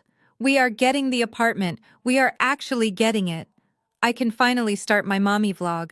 I need to order that white sofa I saw on Pinterest. And we need to rip out that ugly carpet in the second bedroom. Hold your horses, babe, Kyle interrupted. His voice dropped lower, more serious. We are not decorating yet. First, we need to secure the asset. What do you mean secure it? Chantel asked, her voice losing some of its bounce. Aren't we moving in on Sunday? Yeah. Eventually, Kyle lied smoothly. But first, we need to handle the legal side. I need to get that deed in my hand before she changes her mind. Patricia, call her back. Tell her we are so proud of her. Tell her we love her. Whatever you have to do to get her to that party on Saturday with a pen in her hand. I watched the audio waveform on my tablet spike as my mother made the call. My phone on the passenger seat lit up. I let it ring. Once. Twice. Then I picked it up and put on my best crying voice. Hello, I whispered. Camille, honey. My mother voice was dripping with fake syrup. I just got your text. Oh, sweetheart, I am so relieved. You are doing the right thing. I know it was a hard decision, but God is smiling on you today. You are putting family first. I sniffled loudly. I just want the fighting to stop, Mom. I am tired. I know, baby, I know. The fighting stops now. We are a family again. Kyle is so happy.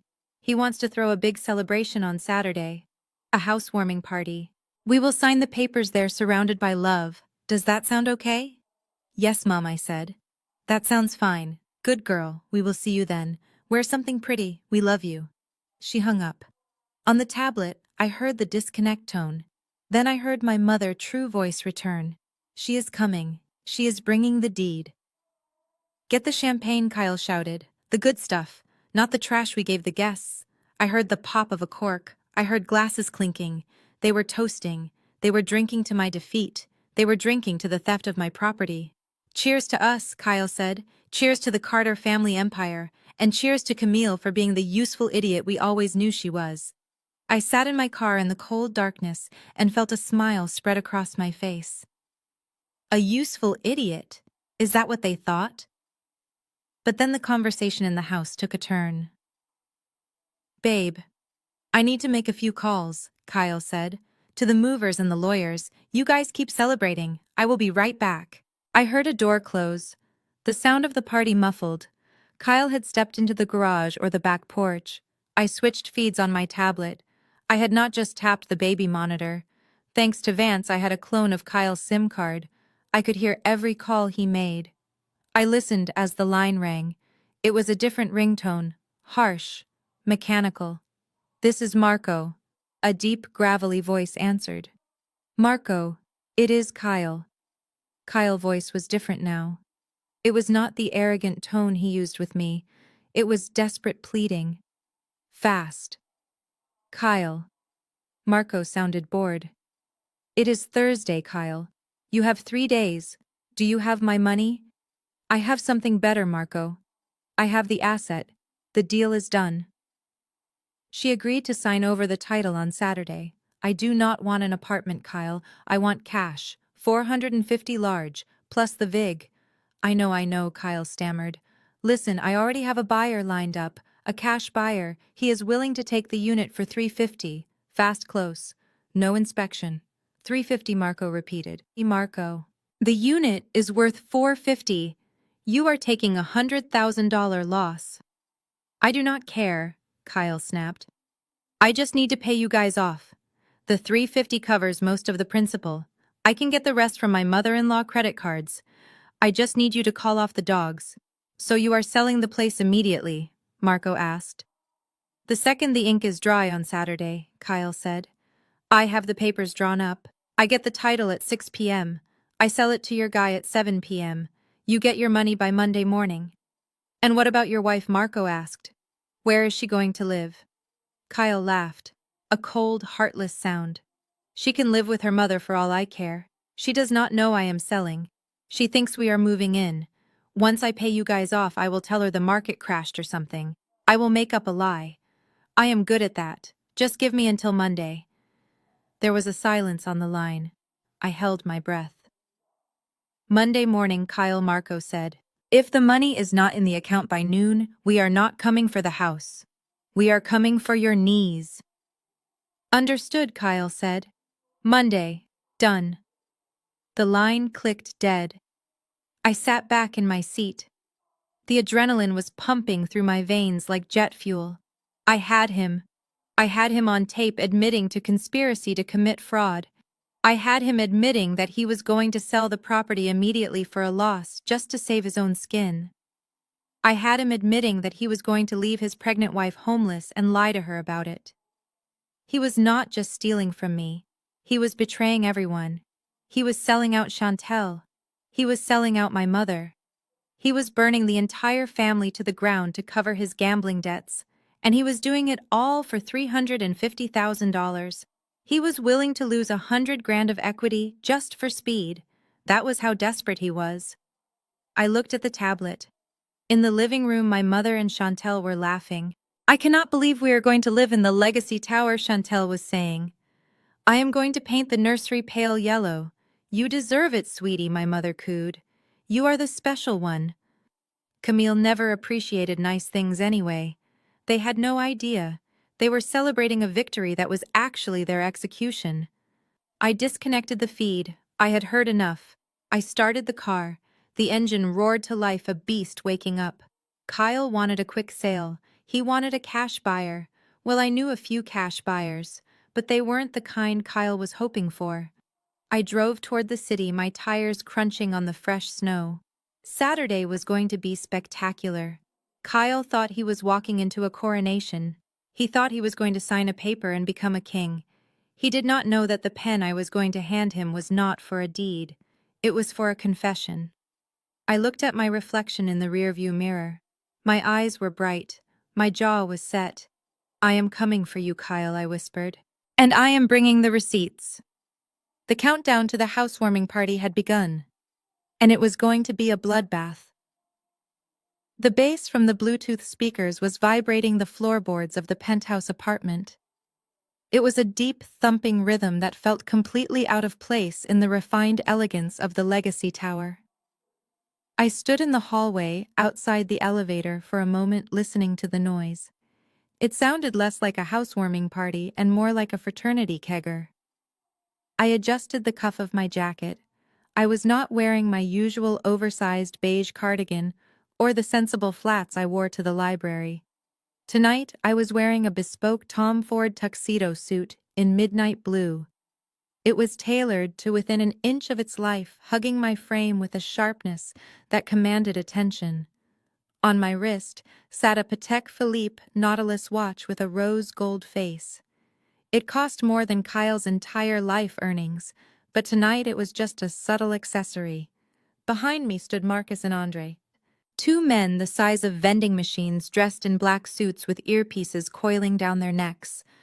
They were not just bodyguards, they were a statement. And standing next to me holding a leather briefcase was Mr. Sterling, the most ruthless contract lawyer in Chicago. "Ready, Mrs. Carter?" Sterling asked, his voice low and gravelly. I nodded. I took a deep breath, inhaling the scent of my own expensive perfume, instead of the nervous sweat I used to carry. "Let us go," I said. I pressed the call button. The elevator doors slid open with a soft hydraulic hiss. We stepped inside and I pressed the button for the penthouse. As we ascended, I visualized the scene upstairs. I knew exactly who was there. Kyle had invited his crew. A collection of low-level scammers, crypto bros, and guys who sold knockoff sneakers out of their trunks. He had also invited my mother's church friends and a few distant cousins. He wanted an audience. He wanted witnesses to his ascension. The elevator chimed as we reached the top floor. The doors opened directly into the foyer of the apartment. The smell hit me first.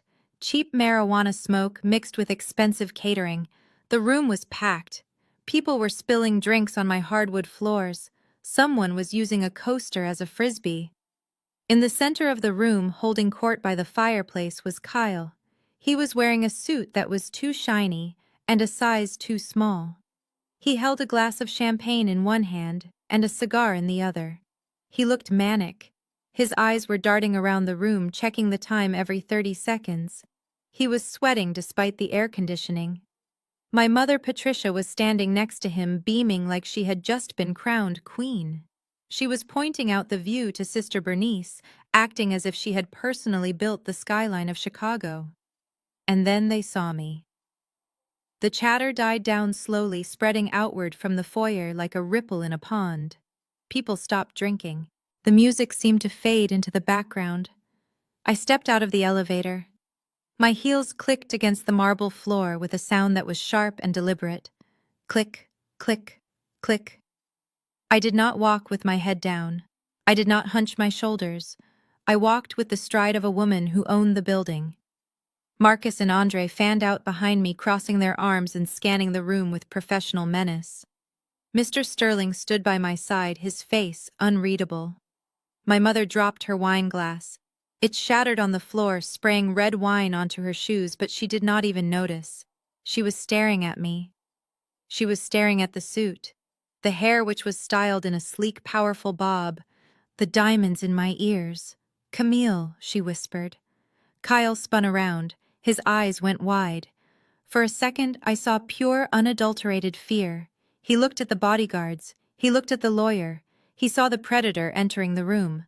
But then his arrogance kicked in. The survival mechanism of a narcissist. He forced a smile onto his face. It was a grotesque thing, stretching his skin tight. "Well, well, well," Kyle boomed, opening his arms wide. "Look who decided to show up.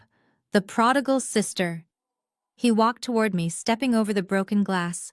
He stopped a few feet away, looking me up and down with a sneer. "Nice outfit, Camille," he said, loud enough for everyone to hear. "Did you rent it for the night? Trying to look the part of a big shot, huh?" A few of his friends chuckled nervously. I did not smile. I did not blink. I just looked at him with cold, dead eyes. Kyle turned back to the crowd, gesturing at me like I was a circus exhibit. "You guys know Camille, right? My librarian sister-in-law. She probably blew her entire paycheck renting this suit and hiring these actors to stand behind her. She wants to save face. She is embarrassed that she is signing over the property to me, so she has to play dress-up." He laughed, a dry barking sound. "It is okay, Camille. We get it. You have pride. But you do not need the costume. We are family." My mother rushed forward, regaining her composure. She grabbed my arm, but this time she did not dig her nails in. She touched the fabric of my suit. Her fingers lingered on the silk lapel. She knew quality, and she knew this was not a rental. "Camille," my mother hissed under her breath, "what is this? Who are these men? You are scaring the guests." I pulled my arm away gently but firmly. "I am not here to scare anyone, Mother," I said, my voice smooth and projected. "I am here to conclude our business." Kyle clapped his hands, rubbing them together greedily. "Right. Business. The papers. Do you have the deed?" He looked past me to Mr. Sterling. "Is this the notary?" Kyle asked, pointing at my lawyer. "A bit dramatic bringing a suit on a Saturday, but whatever. Let us get this over with. I have people waiting." He was talking about the loan sharks. I checked my watch. He had less than an hour before he had to sell the unit to the cash buyer he had lined up. He was desperate to get my signature so he could flip the title. Mr. Sterling stepped forward. He did not extend his hand. He simply adjusted his glasses. "I am not a notary," Mr. Sterling said. His voice was like grinding stones.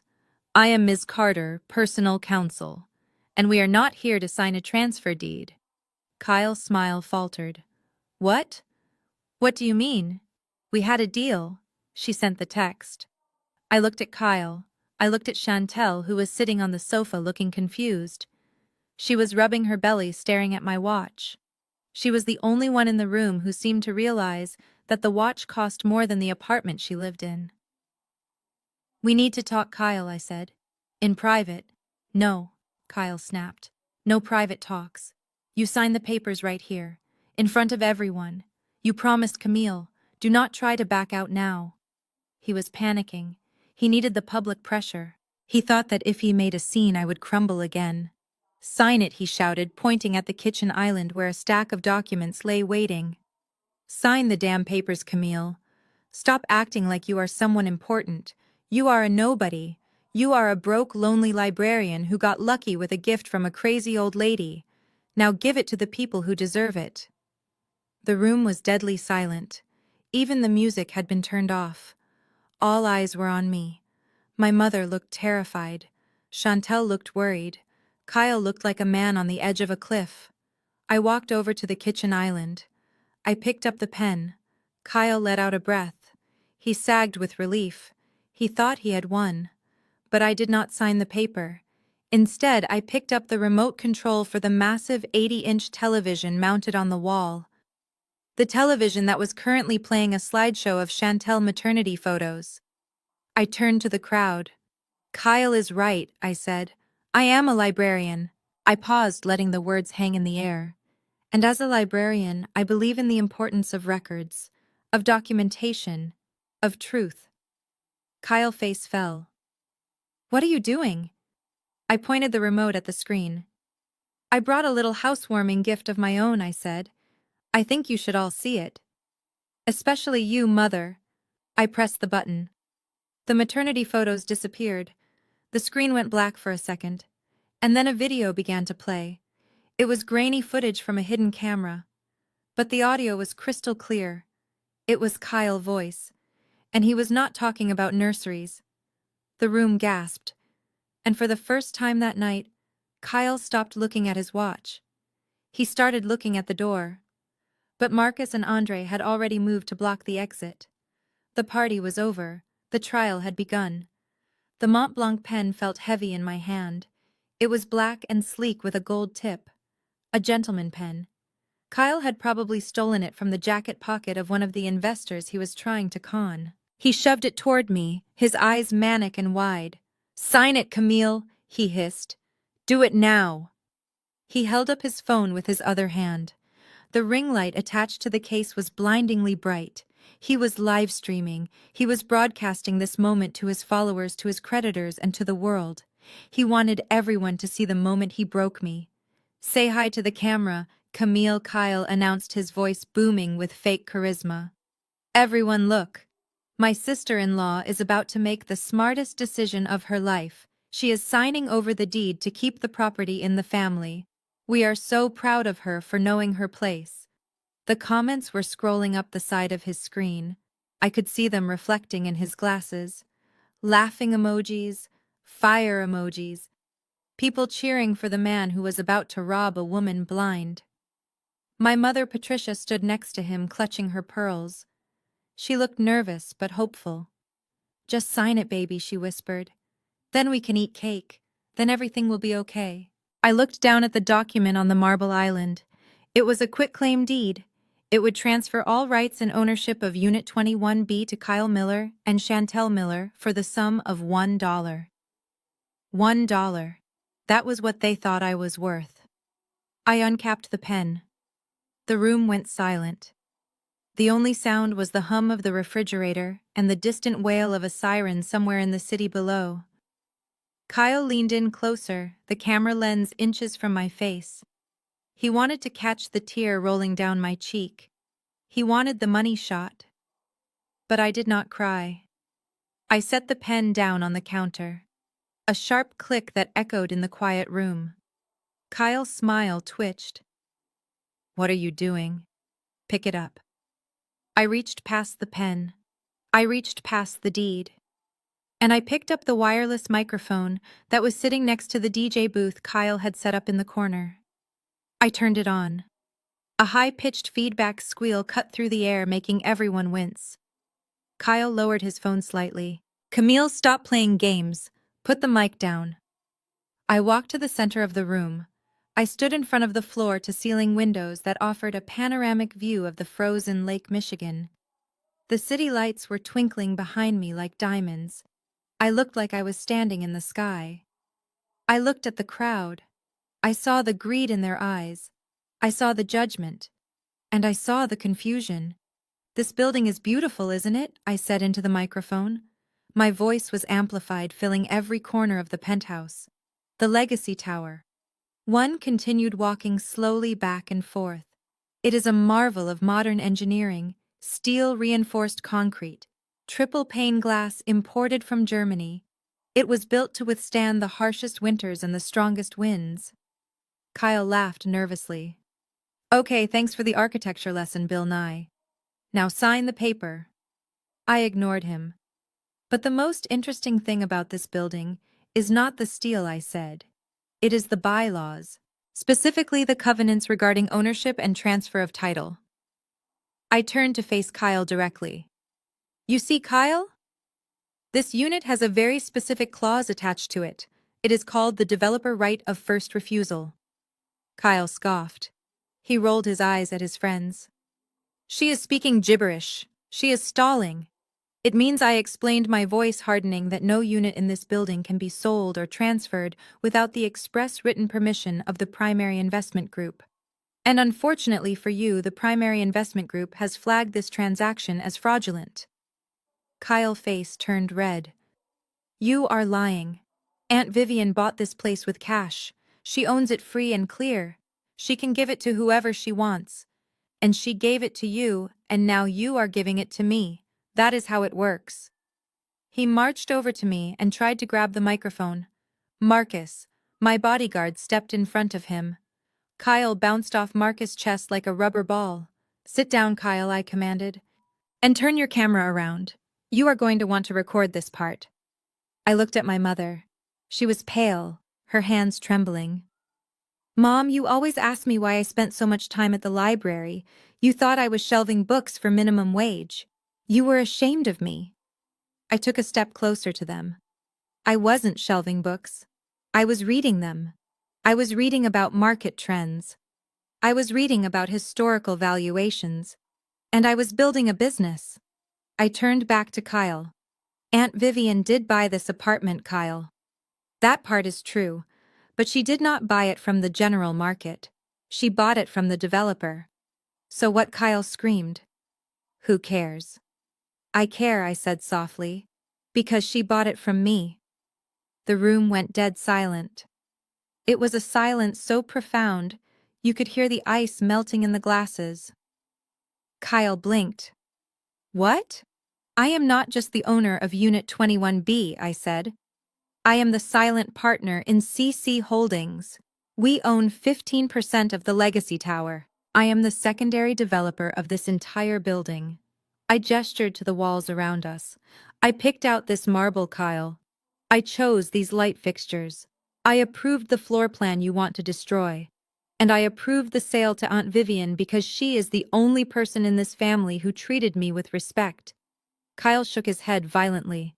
No, that is impossible. You are broke. You drive a 10-year-old Honda. You wear sweaters from Goodwill. I drive a Honda to my mother house because I did not want to make you feel bad about your leased BMW, I said. It is called humility. You should try it sometime. I pulled a document from the inside pocket of my Tom Ford suit. I unfolded it. This is the original prospectus for the building. Look at the signature on the bottom line. I held it up. The name was clear. Camille Carter, managing partner. My mother let out a strangled sob. She looked at me as if I had grown a second head. You have money, she whispered. You have money, and you let us struggle. I did not let you struggle, Mother, I said. I paid off your car 2 years ago anonymously. I paid for Chantel braces when she was a teenager anonymously. I have been propping this family up from the shadows for a decade. I turned to Kyle, who was now sweating profusely. The phone in his hand was shaking. The comments on his live stream were going wild. Wait, she owns the building, someone wrote. OMG plot twist. But today I continued, the shadows are gone. I walked over to the kitchen island and picked up the quitclaim deed he wanted me to sign. You wanted me to transfer ownership to you. But here is the problem, Kyle. You cannot transfer what you do not own.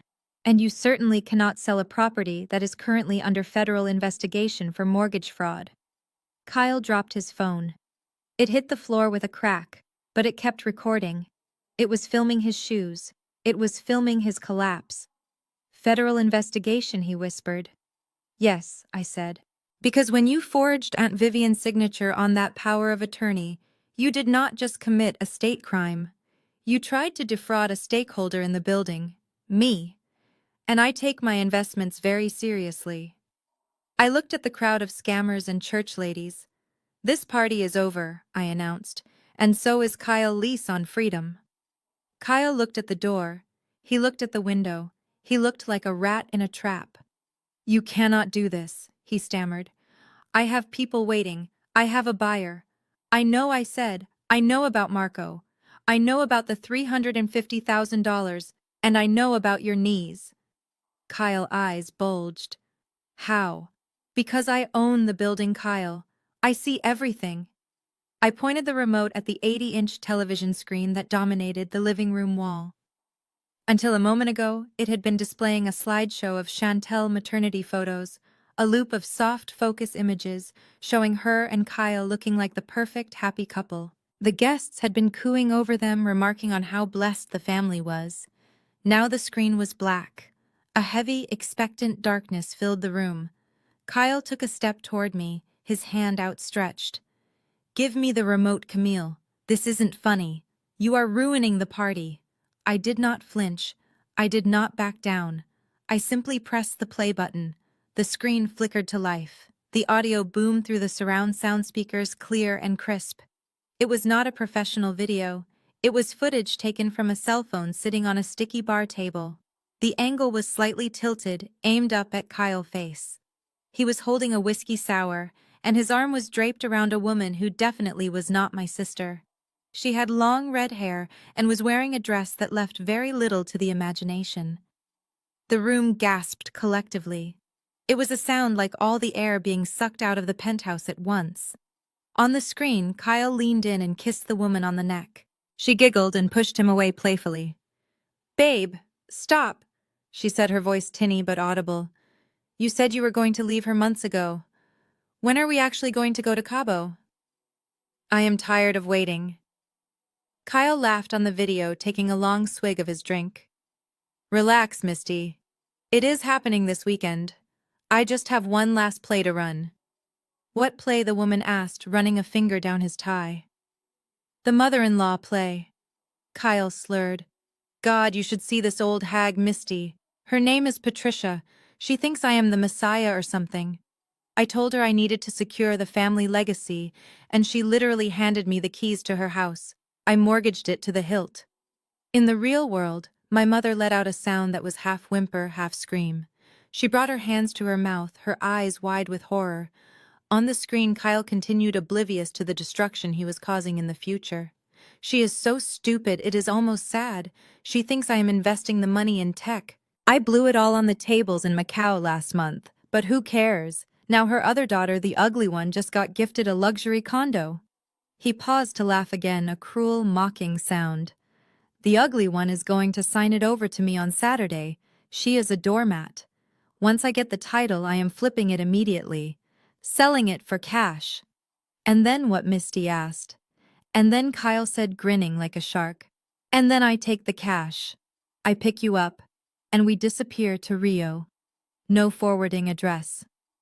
"What about the pregnant wife?" Misty asked. Kyle waved his hand dismissively. "Chantel, please. That kid probably isn't even mine. And even if it is, I do not care. She is just dead weight. Let her mother take care of it. They deserve each other. I am walking away with $500,000 and a tan." The video ended. The screen went black again. For 3 seconds, there was absolute silence. It was the kind of silence you hear after a car crash before the screaming starts. I looked at Kyle. He was standing frozen in the middle of the room. His face was gray. He looked like a ghost. He opened his mouth to speak, to deny it, but no words came out. There was no spinning this. There was no explanation. It was him in high definition admitting to fraud, adultery, and abandonment. Then the screaming started. It did not come from Chantel. It came from my mother. Patricia Carter, the woman who had spent her entire life worrying about appearances, the woman who had criticized my every move, the woman who had worshipped the ground Kyle walked on, let out a wail of pure agony. "My house," she screamed. "My house! You mortgaged my house!" She took a stumbling step toward him, her hands clutching at her chest. "You said it was an investment. You said we were partners. You called me stupid. Kyle backed away, his hands raised. Patricia, listen. That video is deepfake. It is AI. Camille made it up. She is good with computers. You know I would never say that. Liar, my mother shrieked. Her knees buckled. She collapsed onto the marble floor, her fancy dress pooling around her. Sister Bernice and Sister Ruth rushed to her side, fanning her with paper plates, shouting for water. But the real danger was not on the floor. It was standing by the sofa. Chantel had not made a sound. She was staring at the blank screen, her hand resting on her stomach. The color had drained from her face, leaving her looking like a porcelain doll that was about to shatter. Dead weight, she whispered. Chantel, baby, Kyle said, turning his attention to her, his voice trembling. Do not believe it. That was just bar talk. I was drunk. I was just trying to impress that girl. I love you. We are having a family. Chantel looked at him. Her eyes were not the eyes of the golden child anymore. They were the eyes of a woman who had just watched her entire life burn to ash in 60 seconds. You are leaving me, she said, her voice rising. You were going to sell the apartment, steal the money, and leave me with a baby. No, no, no, Kyle stammered, backing up until he hit the kitchen island. And you mortgaged Mom house, Chantel screamed.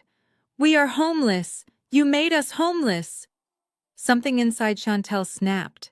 The years of being the princess, the years of being protected from reality, the years of believing she was better than everyone else, all of it collided with the brutal truth.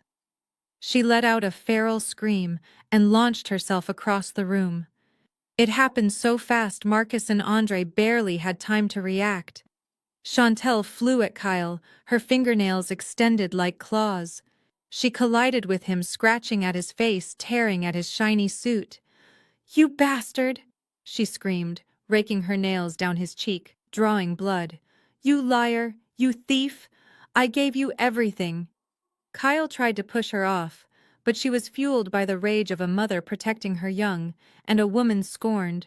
They crashed into the table holding the housewarming cake. The cake, a 3-tier monstrosity that said, "Welcome home," flew into the air and splattered across the floor.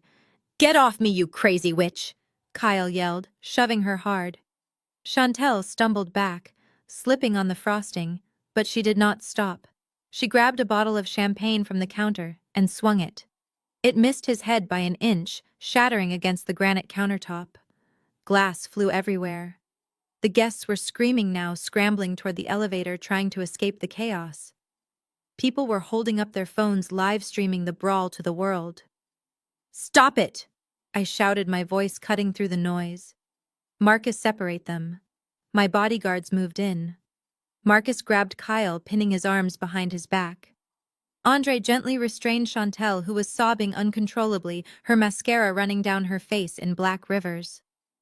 I stood in the center of the storm, untouched in my Tom Ford suit. I looked at the wreckage of the party. My mother was unconscious on the floor, being tended to by the church ladies. My sister was hysterical, covered in cake and champagne. My brother-in-law was bleeding and restrained. The apartment that was supposed to be their trophy was now their battlefield. Kyle struggled against Marcus' grip, spitting blood on my floor. This is your fault, Camille. He spat at me, his eyes wild with hate. You set me up. You ruined everything. I walked over to him. I stopped just out of spitting range. I looked down at him with zero sympathy. I did not ruin anything, Kyle, I said calmly. I just turned on the lights. You are the one who built a life that could not survive the glare.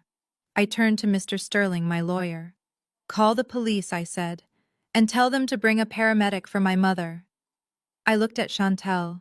She was slumped in Andre's arms, weeping brokenly. And tell them to bring a social worker, I added softly. Because I do not think this environment is safe for a child. The elevator chimed. But it wasn't guests leaving. It was the police arriving. The real police this time. Not the tired patrol officers from before, but the fraud division detectives I had contacted hours ago. Kyle saw the badges, and he stopped fighting.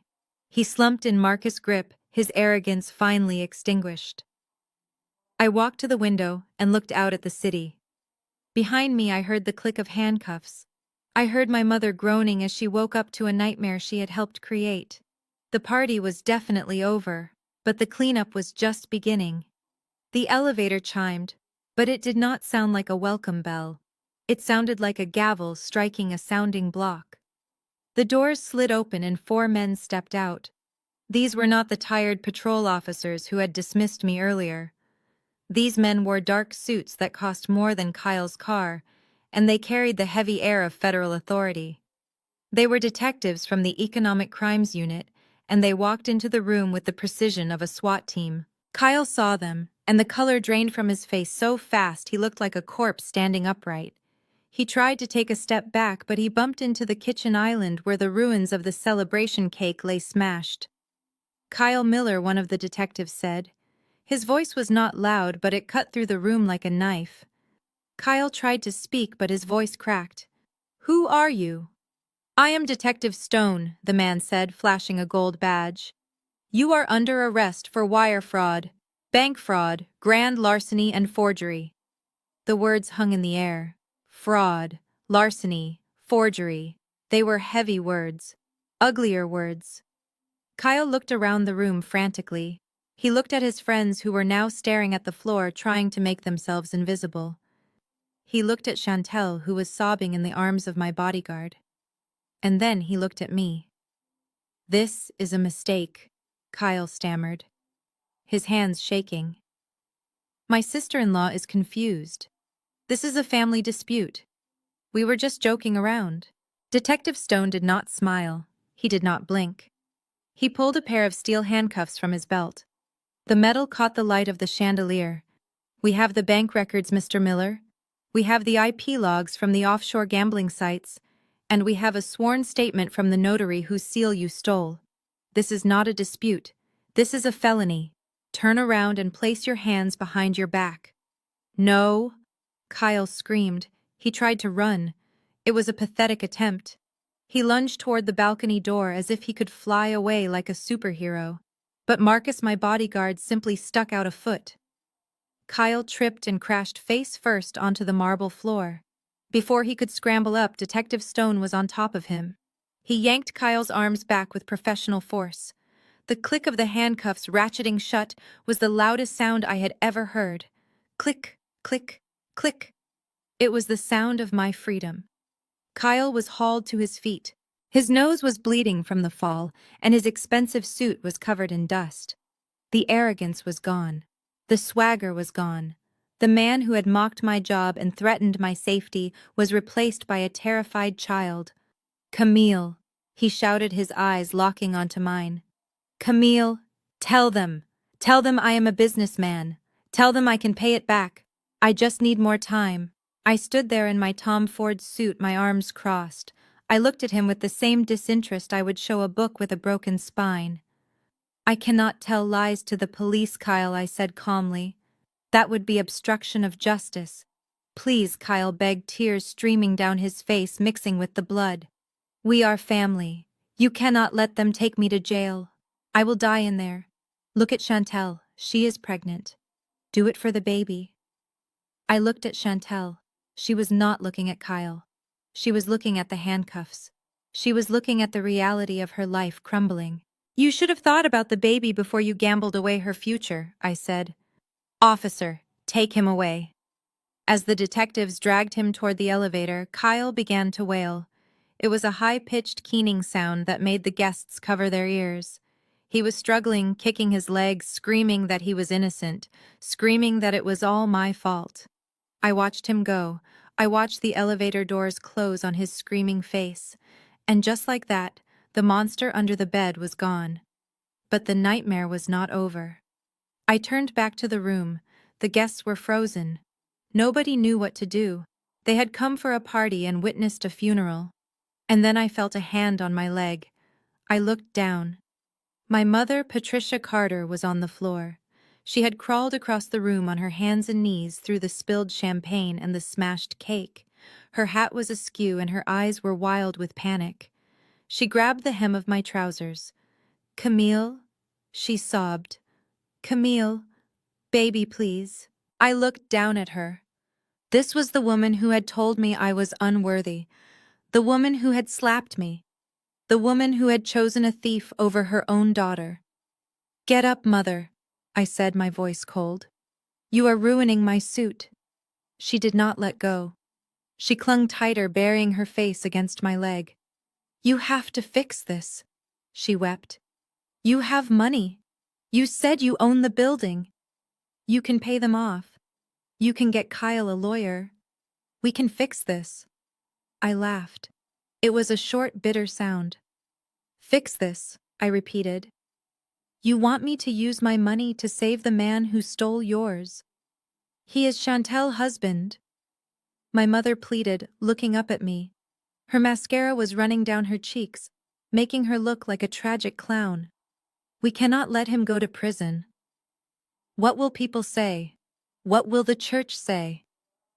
I pulled my leg away, stepping back so she fell forward onto her hands. The church, I asked. You are worried about the church. Mother, you just watched a man get arrested for destroying your life, and your first concern is gossip. I crouched down so I was eye level with her. Listen to me closely, Mother. I am not spending a single penny on Kyle's defense. He can use a public defender. And as for the money he stole from you, my mother's eyes lit up with a flicker of hope. Can you get it back? No, I said. It is gone. He gambled it away. Your retirement fund is zero. Your savings are zero. My mother's face crumbled. But the house, she whispered. At least we have the house. I shook my head slowly. Kyle mortgaged the house, Mother. He took out a high-interest loan against the equity. And since he is going to prison and you have no income, the bank is going to foreclose. My mother gasped, clutching her chest. No, that is my home. Your father built that house. And you let a con artist sign it away, I said. You were so desperate to believe his lies because he told you what you wanted to hear. You wanted to believe you were rich. You wanted to believe Chantel was special. And because of that vanity, you lost everything. Please, Camille, she begged, reaching for my hand. Help us. You are the strong one. You always were. I know I was hard on you, but I did it to make you tough. And look, it worked. You are successful. You can save us. I looked at her hand reaching out to me. It was the same hand that had pushed me away for 30 years. I stood up, straightening my jacket. I am not going to save you, Mother, I said. I am going to save myself. I turned to Mr. Sterling. Have the security team clear the apartment, I said. Everyone out. Now. The guests scrambled for the door, terrified of me. They ran like rats, fleeing a sinking ship. My mother sat on the floor, weeping alone in the wreckage of her pride. Chantel sat on the sofa, staring blankly at the wall. I walked over to the window and looked out at the city lights. I felt a strange lightness in my chest. The weight of their expectations, the weight of their cruelty, it was all gone. They had tried to bury me. But they did not know I was a seed. And now, while they were facing the winter of their consequences, I was finally ready to bloom. The apartment was quiet now. The police had left, taking the chaos with them. The guests had fled like cockroaches when the lights turn on, leaving behind stained carpets and broken glass. The only sound left in the penthouse was the low hum of the refrigerator and the ragged breathing of my mother and sister.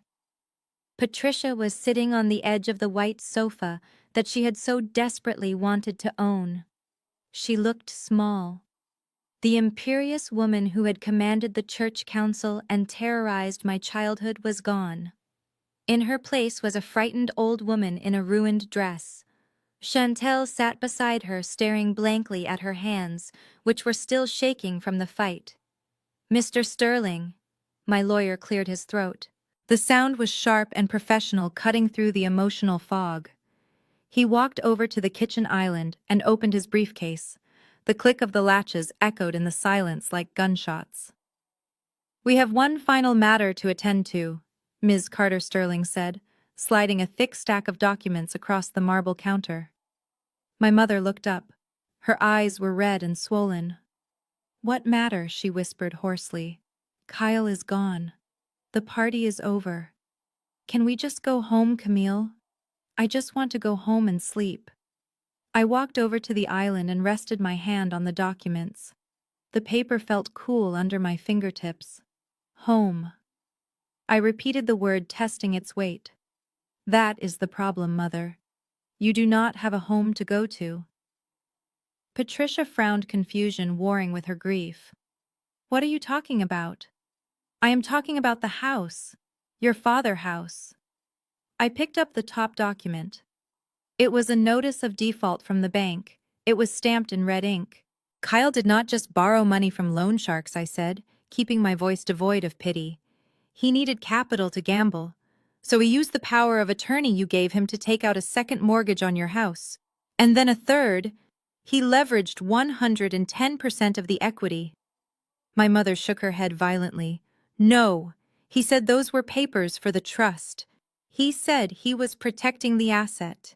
He lied, I said simply. And because he hasn't made a payment in 4 months, the bank initiated foreclosure proceedings last week. The eviction notice was scheduled to be posted on your door this Monday morning. The color drained from Patricia's face, leaving it a sickly shade of gray. Foreclosure. But that is impossible. That is my house. I have lived there for 40 years. It is the bank house now, I corrected her. And since Kyle is in federal custody and you have zero savings thanks to his gambling, you have no way to stop it. You are effectively homeless as of right now. Chantel let out a sob. But the baby. Where am I going to take the baby? I looked at my sister. The golden child. The one who had everything handed to her. I do not know, I said. Maybe you can stay with one of your 3,000 followers. Or maybe you can ask the church ladies for a room. Patricia stood up, her legs shaking. Camille, you cannot let this happen. You have money. We saw the papers. You own a percentage of this building. You are rich. You can pay off the bank. Please. It is your father's legacy. I looked at her. She was doing it again. Expecting me to fix the mess she had created. Expecting me to open my wallet and save her from the consequences of her own favoritism. I looked at Mr. Sterling. He nodded once. I can save the house, I said. My mother let out a breath of relief. Oh, thank God. Thank you, Camille. I knew you would not abandon us. I held up a hand, stopping her gratitude in its tracks. I am not paying off the mortgage for you, Mother. I am buying the debt. Patricia blinked. What? Mr. Sterling stepped forward. Mrs. Carter has arranged to purchase the distressed note from the bank. She is paying off the arrears and taking full ownership of the property. My mother looked confused. So, the house stays in the family. No, I said, stepping closer to her. The house belongs to me. My name will be on the deed. My name alone. Not yours, not Chantel. Mine. But we can still live there, right? Patricia asked, her voice trembling. I looked at the view of the city one last time. I thought about the years I had spent feeling unwelcome in that house. The years I was told to eat in the kitchen while they ate in the dining room. The years I was told I was a burden. Yes, I said. You can live there. But not as owners, and not as family. I slid a contract across the counter. This is a standard residential lease agreement, I said. If you want to stay in the house, you will sign this. You will be my tenants. I will be your landlord. Tenant? My mother whispered, as if the word was a curse. You will pay rent, I continued. Market rate. $2,500 a month, due on the 1st. If you are late by 5 days, eviction proceedings will begin immediately. 2,500, Chantel shrieked. Mom doesn't have that kind of money. Her pension is tiny. Then you will have to work. Chantel, I said, looking at her. You are young. You are able-bodied. And since you are not going to be an influencer anymore, I suggest you update your resume. The library is hiring a janitor. It pays minimum wage, but it is a start. My mother looked at the lease agreement with horror. Camille, please. This is humiliating. I am your mother. You cannot charge me rent to live in my own home. It is not your home, I snapped, my voice finally rising. It is my asset. And you are a liability. I tapped the paper with my finger. You spent my entire life telling me I was worthless. You spent my entire life telling me I should be more like Kyle. Well, now you have your wish. Kyle was a businessman. This is a business transaction. I leaned in close, my face inches from hers. You wanted me to be a property owner, didn't you, Mother? You wanted me to be successful in real estate. Well, here I am. I own the building we are standing in, and I own the house you sleep in. I am the biggest land baron you know. I shoved the pen into her hand. Now sign the lease, or get out. The shelters fill up quickly on Saturday nights. Patricia looked at the pen. She looked at Chantel, who was weeping softly. She looked at the luxurious apartment that she had thought would be her salvation. She realized then that the power had shifted completely. She was no longer the matriarch. She was a dependent. She was exactly what she had accused me of being for years, a burden. With a shaking hand, she took the pen. She did not read the terms. She did not argue. She bent over the marble counter and signed her name. Patricia Carter, tenant. She dropped the pen. It rolled across the counter and fell to the floor. There she whispered, "Are you happy now?" I picked up the lease and handed it to Mr. Sterling. He filed it away in his briefcase with a satisfying snap. I looked at my mother, broken and defeated. I looked at my sister, terrified of the future. "I am not happy, Mother," I said, my voice quiet and hollow. "I am just finished." I checked my Patek Philippe watch. "You have 1 hour to vacate my penthouse," I said. "My cleaning crew is coming at 9. I suggest you go home and start looking for jobs. Rent is due in 2 weeks." I turned my back on them. I walked toward the elevator, my heels clicking on the floor. "Camille," my mother called out, her voice cracking. "Do you hate us?" I stopped. I did not turn around. "I do not hate you," I said. "I just do not need you anymore. And that is what kills you, isn't it?" The elevator doors opened. I stepped inside. As the doors closed, I saw them standing there, small and insignificant in the middle of my empire. I pressed the button for the lobby. As the car descended, I took a deep breath. The air felt lighter. The weight was gone. I walked out into the cold Chicago night. The wind bit at my face, but I did not feel the cold. I felt the warmth of the deed in my pocket. I took out the plastic Eiffel Tower keychain Aunt Vivian had given me. I ran my thumb over the cheap glitter. They had laughed at this keychain. They had called it trash. But in the end, it was the key to everything. I walked toward my G-Wagon, ready to start my real life. A life where I owed nothing to no one. A life where the only person I had to answer to was the woman in the mirror. And she was smiling. The snow was falling harder now, swirling against the glass like 1,000 tiny dancers. But inside Unit 45? It was warm and silent. I stood by the window of my real penthouse. Not Unit 21B on the 21st floor, where the chaos had happened, but the true crown jewel of the Legacy Tower, located on the 45th floor. This was my actual home, the one I had bought for myself 3 years ago under an LLC to keep my family from finding out. The apartment downstairs had just been a test, a bait, and they had swallowed it hook, line, and sinker. I walked over to my desk, which was made of polished obsidian. Sitting right in the center of the sleek black surface was an envelope. It was plain white and wrinkled. It had arrived this morning via certified mail. I did not need to open it to know what was inside. It was a check for $2,500. The first rent payment from my new tenants, my mother and my sister. I picked up the envelope, weighing it in my hand. It felt light, but the victory it represented was heavy. According to the report from Mr. Sterling, Chantel had gotten a job stocking shelves at a grocery store on the night shift. My mother was taking in sewing work from the neighbors. They were working, they were struggling, and for the first time in their lives, they were paying their own way. I set the envelope down and looked at the object sitting next to it. The plastic pink Eiffel Tower keychain. It looked ridiculous sitting there against the expensive decor. The glitter was peeling off the sides, and the plastic ring was cheap and flimsy. Aunt Vivian had bought it at a gas station for $5 just like Kyle had mocked. But as I ran my thumb over the rough edges, I realized it was the most valuable thing I owned. This cheap piece of plastic had done what thousands of dollars in therapy could never do. It had revealed the truth. It had acted as a prism separating the light of my family love from the darkness of their greed.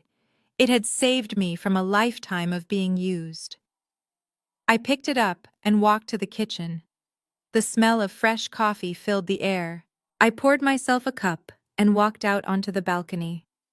The wind was biting, but I did not zip up my coat. I wanted to feel it. I wanted to feel everything. 1 month ago, I was the invisible daughter, the doormat, the bank account they tapped whenever they made a mistake. I was the librarian who wore old sweaters and kept her head down. Today, I was Camille Carter, managing partner, landlord, survivor. My phone buzzed in my pocket. I pulled it out. It was a text from Aunt Vivian. "Coming over for dinner tonight. I am bringing the mac and cheese, and do not worry, I bought a new keychain for the guest room." I laughed. A real, genuine sound that echoed off the steel beams of the balcony. Aunt Vivian was the only one who had passed the test. She was the only one who knew about my success before the reveal, and she had kept my secret because she understood. She knew that money does not change people, it just unmasks them. I looked down at the city below. Somewhere in that grid of lights sat a dark, cold cell where Kyle Miller was currently sleeping. He was awaiting trial for federal fraud. The lawyer said he was looking at 10 to 15 years. He had called me once from the jail phone. I had not picked up. I would never pick up again. And somewhere else in a house that used to feel like a prison to me, my mother and sister were probably sitting in the kitchen eating leftovers and complaining about the rent. They were trapped in the reality they had created. But up here the air was thin and clean. I looked at the keychain one last time. I thought about throwing it off the balcony. I thought about watching it spiral down into the snow, burying the past forever. But I did not. I walked back inside and went to the wall by the door. There was a row of gold hooks for keys. I hung the cheap pink plastic tower right there next to the keys for my Mercedes and the security fob for the building. It belonged there. It was a trophy, a monument to the day I finally chose myself. I turned off the lights in the living room, leaving only the glow of the city to illuminate the space. I walked toward my bedroom, my footsteps soft on the plush carpet. I was alone. I had no husband. I had no children. And for the first time in 30 years, I had no family drama dragging me down. Some people might call it lonely. I took a sip of my coffee and smiled into the darkness. I call it freedom. And as I closed my eyes that night, I slept the deep, dreamless sleep of a woman who owes nothing to anyone. The keychain hung by the door, guarding my peace. It was cheap, it was tacky, and it was absolutely beautiful. This story serves as a powerful reminder that sharing DNA does not grant a license for abuse. Camille's journey illustrates that true power lies in self-respect and financial independence. For years she allowed her generosity to be weaponized against her, but she ultimately learned that we teach people how to treat us. The narrative demonstrates that setting boundaries is essential for survival. When kindness is met with constant cruelty and exploitation, the healthiest choice is often to sever ties completely. Being alone is far better than being surrounded by people who only value you for what you provide. Hit the like button if you agree that your peace is more expensive than their approval. And subscribe to the channel if you are ready to start writing your own chapter of independence. Share this story with someone who needs to hear that it is okay to walk away from toxic family. Remember, you are the architect of your own life, and sometimes you have to evict the people who are just destroying the building. Thank you for watching, and I will see you in the next story.